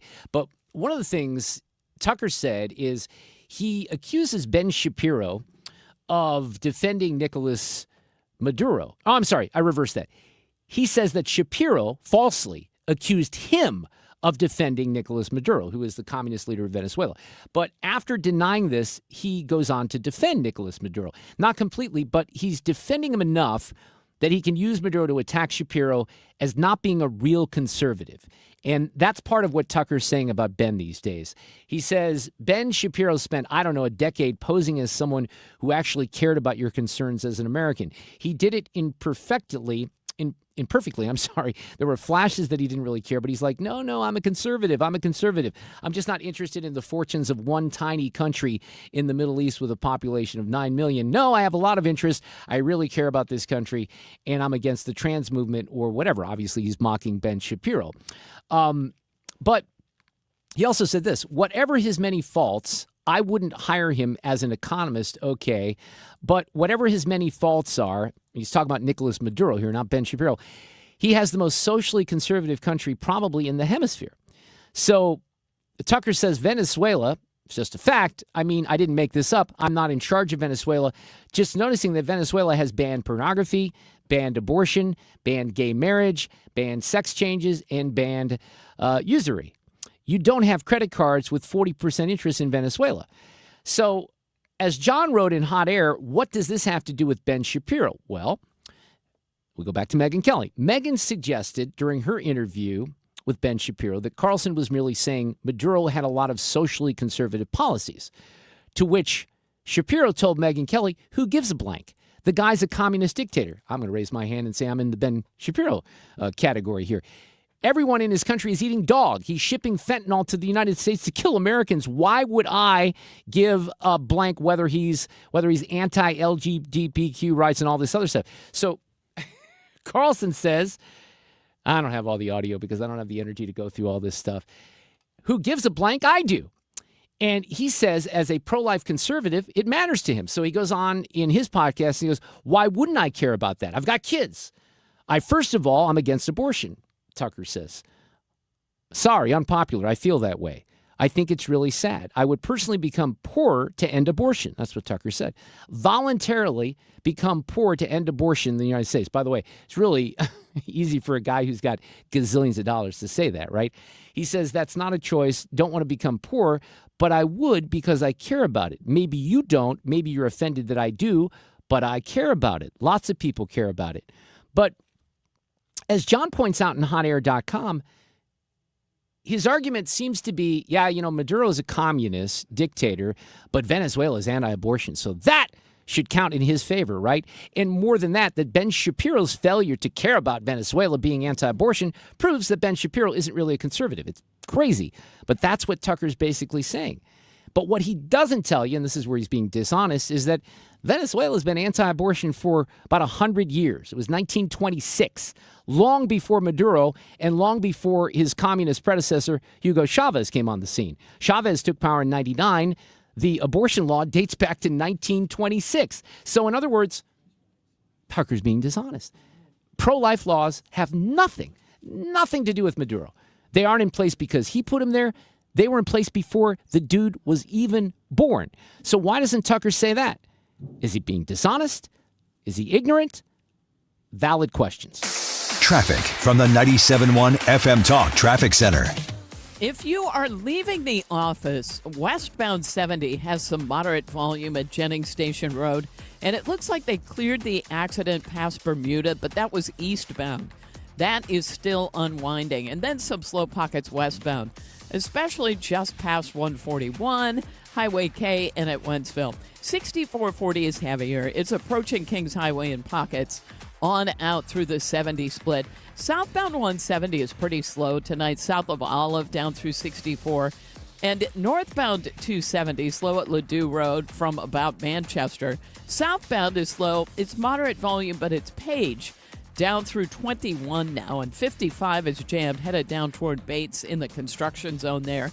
If you're headed into Illinois, we look okay on the bridges downtown. This report brought to you by Lakeside Renovation and Design. For over 25 years, they've been St. Louis's trusted choice for transforming homes inside and out. Windows, siding, kitchens, baths, and outdoor spaces. They give you quality craftsmanship and lifetime warranties. Visit lakesiderd.com to start your dream project today. I'm Sue Thomas, and that's Traffic. 97.1 FM Talk, St. Louis Conservative. Your vision is very important, and my vision is important, and I always have taken particular care of my eyes because way back in the early 90s, I had an eye disease. I still really don't understand it. I had a bunch of floaters in my eyes. Don't be worried because that's kind of natural, but I had a lot, and it was interfering with my sight, and I was diagnosed with something called pars planitis, and I have a sclera buckle, a silicone buckle around my right eye, and I wear one contact. But because of all that, I trust my vision these days to Ophthalmology Associates and what we call the doctors' doctors, because more than 250 doctors in this region trust Doctors Greg Birdie, Ranjan Malhotra, Robert Bersati, and Andrew Royer. They have a great team here in St. Louis, and they'd love to help you out with an eye appointment, even if it's just for a regular eye exam. You know, with winter and dry air, maybe not around the corner, maybe here, and we got warm day today. But if you have dry, itchy eyes, you got some lubrication that they can help you with, and it's real easy. If you have drops, they can make sure that you don't have dry eyes. Very easy fix. But this is a great time to get an appointment and just make sure that everything is okay. Even if you don't think there's a problem, having a regular eye exam really prevents problems from happening or getting worse in the future. So call Ophthalmology Associates, 314-966-5000, or go to the website, youridoc.com. Tell them that I told you to do it. 966-5000, Ophthalmology Associates. You're listening to Leaf Filter Radio, and the guru of gutter protection himself, Chris Cunahan, is here to take your most pressing leaf-related questions and bring you a special Black Friday offer. Hey, everybody, Chris here. I understand we have Ron on the line. Ron, where are you calling from? Uh-oh. Ron, are you calling from a ladder? Well, I was. I wanted to ask Chris what I need to do to get my gutters ready to have leaf filter installed. Oh, Ron, you don't have to do anything. A Leaf Filter Trusted Pro will come out and clean out your gutters, realign and seal your gutters, and install Leaf Filter, America's #1 gutter protection system. So I didn't need to get on this ladder? Ron, Leaf Filter Trusted Pros are in your neighborhood and ready to help. Just visit leaffilter.com/radio to schedule your free gutter inspection and get up to 30% off. Thank goodness. What was that site? That's leaffilter.com/radio. And now, as a special Black Friday offer, you can get a free gutter inspection, plus up to 35% off. This is our best offer of the season. Unlock it now at leaffilter.com/radio. See representative for warranty details. When life happens and you need to sell your St. Louis area home, do what I did. Call my friend and trusted realtor, Gloria Liu, with Your Home Sold Guaranteed Realty. She's here with me today. Gloria is a St. Louis real estate expert with over 22 years of experience and expertise helping you sell fast and for the most money. Selling your home can be so stressful, especially when life happens, like a sudden job change, a passing of a loved one, or a growing family. Knowing exactly how much your home will sell in today's market is the first step. Then I back it up with an upfront written guarantee. My guarantee is simple and easy to understand. If I can't sell your home at our agreed-upon price and time frame, I'll buy it myself. When life happens, the name to remember is Gloria Liu, Your Home Sold Guaranteed Realty. I strongly suggest you call her right now. It's 314-325-6888. That's 314-325-6888, or visit GloriaHasTheBuyers.com. Gloria and seller must agree on price and possession date. It's time for a $98 furnace tune-up. And this portion of the show at 5:34 is sponsored by Jerry Kelly, heating, air conditioning, electrical, and plumbing. Born in the Midwest, built on common sense. FM Talk. 97.1 FM Talk. St. Louis Conservative.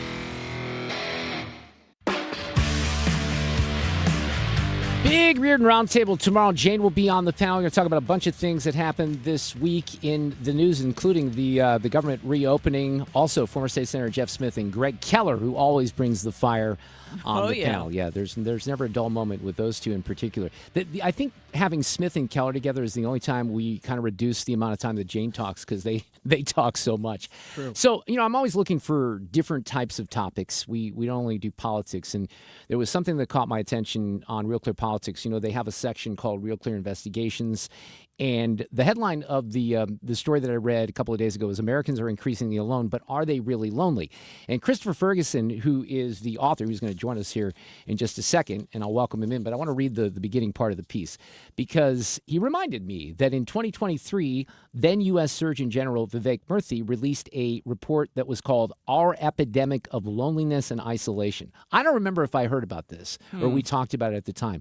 And it painted a bleak picture of people in this country feeling isolated, invisible, and insignificant. And it also stated that half of Americans may face a personal crisis of aloneness that poses health risks similar to that causing by smoking up to 15 cigarettes a day. Dang. I know, that's pretty significant. But we've had time to look at that report and to talk about it, maybe come at it from a different perspective. Christopher Ferguson, who's a psychology professor at Stetson University in Florida, is with us. Professor Ferguson, how are you? Thank you for allowing me to do a long intro there. I appreciate it.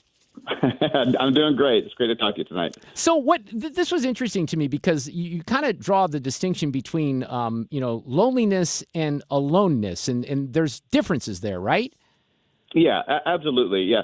So what we're seeing, in the data seems to be that we're spending a little bit more time alone than we had 20 years ago. And the numbers really add up to something about like 1.7% less time with other people. So that seems to be a real change. But as you can kind of tell, that's a very small, real change in time spent with other individuals. But that has been kind of conflated with this idea that, this is the same thing as loneliness. Yeah. And it turns out that, sometimes being around other people kind of sucks. Sometimes. I'm with you. Hey, you're talking to a guy who's to the choir tall. Yeah, right you're here. preaching to the choir for sure on that. We get it. Yeah, like one example, of course, is a lot more people working more remotely now. And I'm actually one of those people. I teach my classes on Tuesdays and Thursdays and work from home the rest of the week. That's great. I have no problems with this, whatsoever.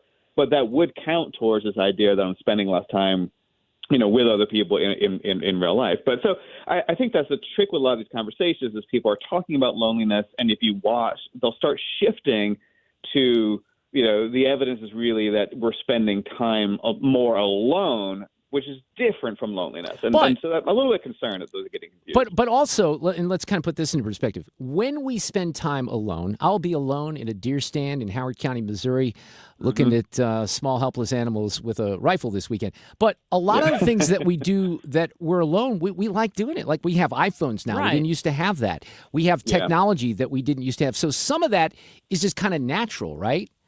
Absolutely, yeah. And a lot of that doesn't really count towards time spent with others. So the example I use, I'm a big geek. So I play Dungeons and Dragons, and, sometimes I play with, my friends online, that I've known for years and years and years, so the question becomes I'm spending time, not physically with other people, but I am actually entertaining myself. We're entertaining each other, as an online community.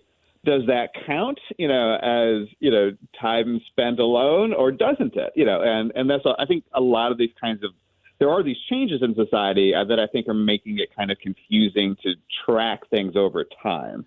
And I'm not sure that there's clear evidence that these are problems that we need to worry about. But this is really what caught my attention. One of the reasons I wanted to have you on, because you wrote about this. You said, because that Surgeon General report was criticized and now it's been looked at a lot more carefully. But one of the things that you write is that this might reflect a larger pattern whereby science is invoked to make larger arguments about American culture. And the example is claims that systemic racism is a public health crisis, or that technologies like cell phones are increasing rates of depression, anxiety, or mental health issues among teens. These assertions take kernels of truth. Racism exists. Mental health problems were on the rise until the last few years, and then attach them to causes to add scientific credibility, right? And so that would be, and that happens, I think.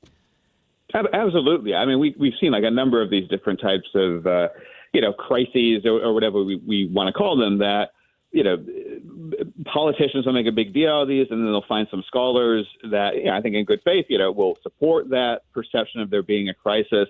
And then, 10, 15 years later, we kind of look back on it and think like, well, that really wasn't that big of a deal. It turns out it wasn't, as big of a crisis as we made it out to be. And then the problem is we don't really learn from that very well. We just simply move on to the next crisis. And, in some cases, you can kind of see the same scholars, keep reappearing, time and time again, kind of like backing up some of these crises. And I think sometimes we have to remember that, fear itself is kind of a commodity, right? I mean, we can, make money by frightening people and then selling books or speaking engagements or things like that. Politicians benefit from it by looking like they're doing something when they're not, so on and so forth. And so I think we have to be a little bit careful that, sometimes something can be, maybe it's a minor problem, but we have this kind of tendency to dial everything up to 11, you know what I mean? And everything's an immediate crisis. And oftentimes that's not really true. Yeah, no, I think that's absolutely the case. So I have to ask you this before I let you go, just because, and I don't know much about you, but in the bio at the end of the piece that I read on Real Clear, it said that you're the author of a book called Catastrophe, The Psychology of Why Good People Make Bad Situations Worse. Tell me about that book. That just, the title intrigues me. Yeah, so it's pretty much what it says on the tin to some extent. It's really looking at the types of both emotional and cognitive biases that make us do the wrong thing. That make us make bad choices, and it really covers everything. I think that the examples that we kind of go through in the book are things of like why sometimes pilots have crashed perfectly good planes. Why human beings sometimes run back into burning buildings. What kinds of emotional biases make us make some really bad decisions. We do go through things like, the sort of, racism, moral panic of 2020 and things like that. So it really is looking at trying to figure out sometimes people are making decisions in good faith, but they're clearly the wrong decision. Yeah. When we can actually stop and look back, we know it was the wrong decision, and maybe we could learn from that and make better decisions in the future. I seem to remember a period between, I'd say, March of 2020 until late into 2021 where some of these things might come to mind. I don't know. What could that be, right? Yeah, it comes up in the book. Yep. All right, Christopher Ferguson, awesome. Thanks for coming on tonight. I really appreciate it. It was a lot of fun. I All right, appreciate take having me on. care. Traffic from the 97.1 FM Talk Traffic Center. Westbound 6440 is a slow go. It's Kings Highway, but this is in pockets. You kind of get a break in the middle, but it really does go in pockets out through 70. Now, 70 westbound isn't bad, but there was an accident on 44 right before it turns into 70. So this is before Salisbury, and that's created a delay. Also a delay by Jennings Station Road, a little bit past the airport. And then it opens up and looks better. Slow pockets of Fallon on out through the 64 split. Now, eastbound, there was an accident past Bermuda. Still some slow-moving traffic there. Southbound 170, the jam starts near Olive. Then we had an accident near Clayton Road on the way down. But it's just moderate volume on southbound 270, approaching Olive. And that goes down through 21. But 44, look for some slow-moving traffic at Bowles. Southbound 141 jams at 44. We look great on the Illinois side. This report brought to you by Barron Mirror Glass and Doors. Simply the finest when it comes to mirror glass and shower doors. You can't find better quality, prices, or service. They have the basics all the way up to the elite. Barron Mirror Glass and Door can't be beat. I'm Sue Thomas with traffic on 97.1 FM Talk, St. Louis Conservative. So at about 8:30 this morning, because I dropped my daughter off at school in Fenton, and then I was on northbound 141, and I take Max, the puppy, to No Leash Needed, right? Yeah. So I go underneath the highway, right? 44. Yeah, so when I did that this morning, you had to have been reporting on something. There were like 5 cars and a couple of cop cars. It looked like it was an accident where it was a chain reaction thing, and I can't imagine that if I wasn't rolling through there about a half an hour earlier, it would have been jam-packed. Do you remember any situation like that? They pushed it off the highway. Oh, Yeah, okay. So that's where they put it. Because I was surprised. Usually you don't see like 4 or 5 cars that are lined Was up. there a but truck too? I think so. Yeah, it was a truck and a couple, and so they just took it down the ramp and got it out of the interstate. That makes sense. Uh-huh. That makes a lot more sense. Now I'm glad I asked about it Okay, because good. you don't see scenes like that very often, like right there. But that could happen. Look, I was in a situation, I think it was maybe yesterday or the day before, where there was some merging traffic and there was a sign that said, "Get over," and look, I started putting my flashers on because I wanted to make sure that the people behind me could see that and have totally plenty of get time that because point. you look behind you and you see people Yeah. not braking and you get a little nervous about that. We have audio cut of the day still to come here on 97.1 FM Talk. I want to talk about Susan L. Ward. She's become a friend. Luckily, I'm not a client. And I will say that because she's a divorce attorney. I don't want to go back to that well for sure, but she's a really good one and she can help you in a very tough situation. And I will not lie. Going through the end of a marriage is one of the more difficult things that you'll ever have to experience. The good news is you'll get through it. You'll get through it better, quicker, faster, easier if you have great representation. And Susan has a team that can do that for you. One of the things that I like to mention is she's rated AV preeminent by Martindale-Hubbell. Now, that's a peer rating given to her by other attorneys, showing that she's reached the height of professional excellence. So they have a brand new office in De Pere at Manchester and 270. If you have questions related to family law, that could be divorce, could be domestic partnerships, could be child issues, anything along those lines, STLFamilyLaw.com. Susan L. Ward, the focus on family law, the emphasis on you. Police versus firefighters in the ring for charity. It's the 38th annual Guns N' Hoses event, the day before Thanksgiving. Catch all the action as we broadcast Guns N' Hoses live on 97.1 FM Talk. Hey guys, Glover here for my friends at Triton Exteriors. Not sure if you've noticed, but the storms seem to be especially bad this spring. If you had James Hardy Smart Siding, you wouldn't have to worry about it. It's not going to be damaged like in the 314-day storm.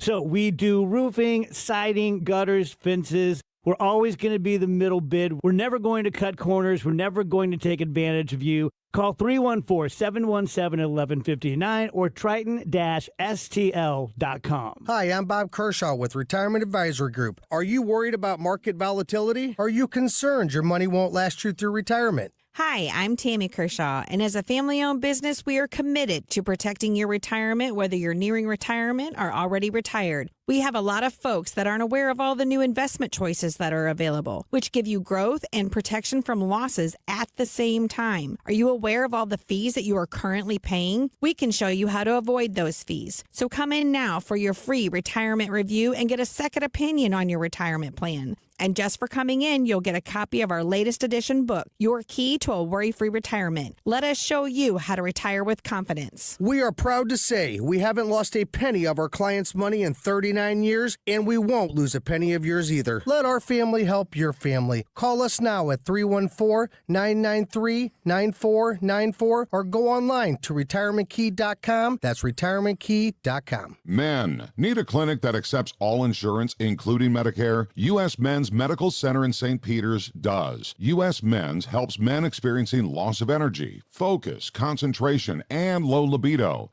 And they accept all insurance, even Medicare, for testosterone replacement therapy. Patients love the staff and the fact that, yes, I'm going to say it again, they accept all insurance, including Medicare. Feel better? Call U.S. Men's Medical Center at 636-244-5333. Sponsored by Progressive. We make the claims process easy so you could get back on the road in no time. It's why over 43 million drivers trust Progressive. See for yourself at Progressive.com. You're listening to The Mark Reardon Show on 97.1 FM Talk, St. Louis Conservative.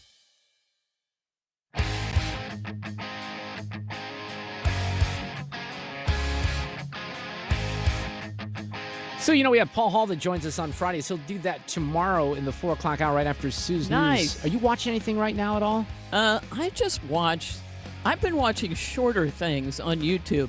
So I just watched something where they went through Rick Springfield's refrigerator in his gym. And then I like that. And I watched the same thing for Gene Simmons. They're the same age, and it's different. But this is a YouTube show? Yeah, and I found it on YouTube. It's something for men's health, and it's Look at kind you. of entertaining. You're like a 20-something going to the YouTube Shorts. I kind of like the YouTube. Aren't you? It's not a short. It's just, a Just video. on YouTube, yeah. There's been a few things. I talked about Death by Lightning. I think that's what it's called. This is the James Garfield thing on Netflix. I watched the Gacy episodic series on Peacock, and I thought that was very good. There's a new Eddie Murphy documentary that Netflix released yesterday that maybe Paul has seen. We're getting to the point. I am going to see on Tuesday night, I'm going to see the new Wicked movie with my daughter. She is very excited. I loved the first one. I really did. I'm a fan of the stage show. I can't remember what you thought of the movie. I did not see it. Oh, you didn't see it? No. They really did. They did a pretty good job with it. The problem is it's so damn long, right? Oh, I mean, the first one is 2.5 hours. I think this one's 2.5 hours. So if you want to watch back to back. But what I said at the time, I missed, this is deer hunting weekend, and last year, same thing happened. My daughter was with me. She's going to be out of town this weekend, coming back Monday. But I bring it up because she had to ditch out early on Sunday. I had to get her back, and I ended up letting Mom go to the screening. So I didn't watch it, and, I'm a spoiled media person, so Yes. I had access to it in my home on my big 85-inch television. And I wanted to see it on the big screen in the theater, but we sat down to watch it, and I sat on my couch for 2.5 hours. I didn't look at my phone. I didn't get up or anything. Oh, That's the wow. mark of a pretty good movie. Yeah, it is. I think. Now, if you're not a fan of musicals and it's not your thing, don't yell at me because you didn't like the movie, because that's just not your thing. That's okay? right. But if you are, they executed it pretty well. Well, that's like when we talked about how great the movie Uncle Buck was, and somebody reached out and said, I thought that was terrible. I'm like, what? Well, first of all, that person is just wrong. I mean, there's things that you can debate, and then there's facts, and that is something that's not debatable. Thank you. Yeah. Playback ready. Now, the audio cut of the day. All right, this one's going to be a little longer because there's a few interview clips, but I want to lead into it by saying that Senator John Fetterman had to be hospitalized in Pittsburgh today. He was on an early morning walk in Braddock, Pennsylvania, and the reason I bring him up is because he is going to be the focus of audio cut of the day. They say in a statement that it was established that he had a ventricular fibrillation flare-up that led to him feeling lightheaded, falling to the ground, and hitting his face with minor injuries. His comment was, and this is so John Fetterman-like, right? If you thought my face looked bad before, wait until you see it now.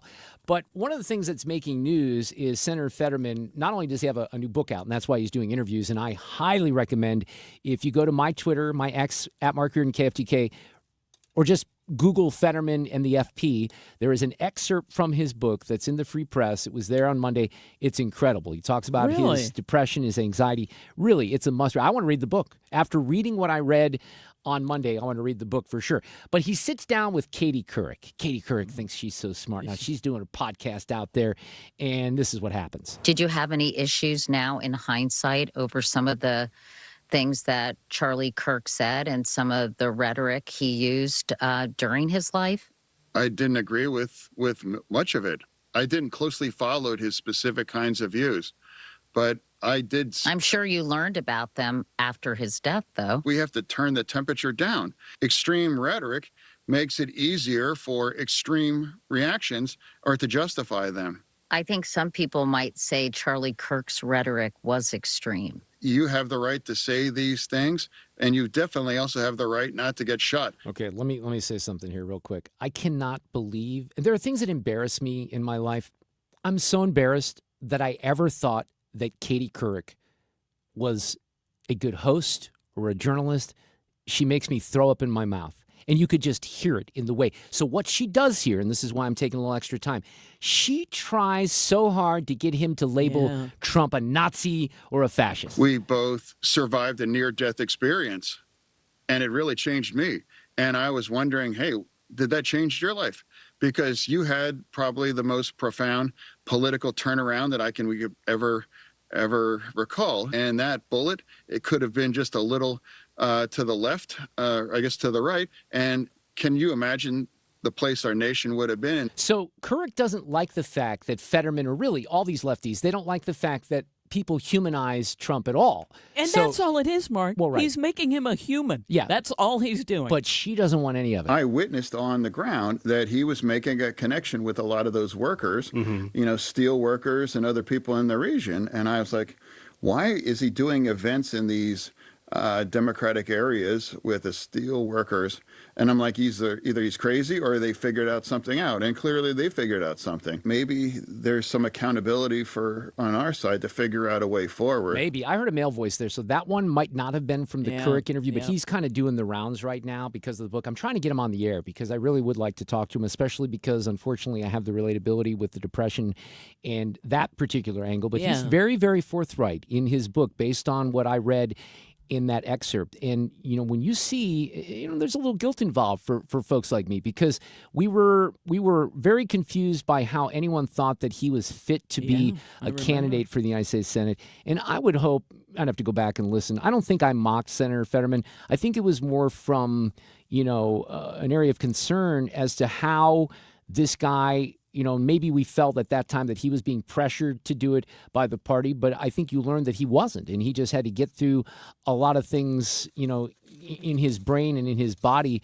to right the ship. And I think the ship has been righted, but obviously he ends in the hospital today due to a fall. But fascinating. Well, obviously, he's one of the only guys, Democrat senators, along with the ones that finally flipped over to like Durbin and the rest, that voted to keep the government open. I think that's part of what he's saying. Once he survived, he thought, I'm just going to be truthful. Yeah. Well, and, he's made the point, and this is something that you would think Katie Couric would have some appreciation for. Selena Zito's on the show all the time. She has been for almost 10 years. A Pennsylvania coal area Democrat is not like AOC. No. Is not like Jasmine Crockett. Is not like Cori Bush, right? He represents a different, he's not the same, that's not California. Pennsylvania is not California, right? It's a purple state, and we don't have very many purple states, which is why that's the state, it wouldn't surprise me if whoever's going to run in 2028, they only campaign in Pennsylvania, because it's all about Pennsylvania. Traffic from the 97.1 FM Talk Traffic Center. We've got a huge lineup on southbound 170. There's an accident in the left lanes approaching 6440, and it has just created a massive jam. It's back past Del Mar. Now, we also have emergency vehicles on westbound 44.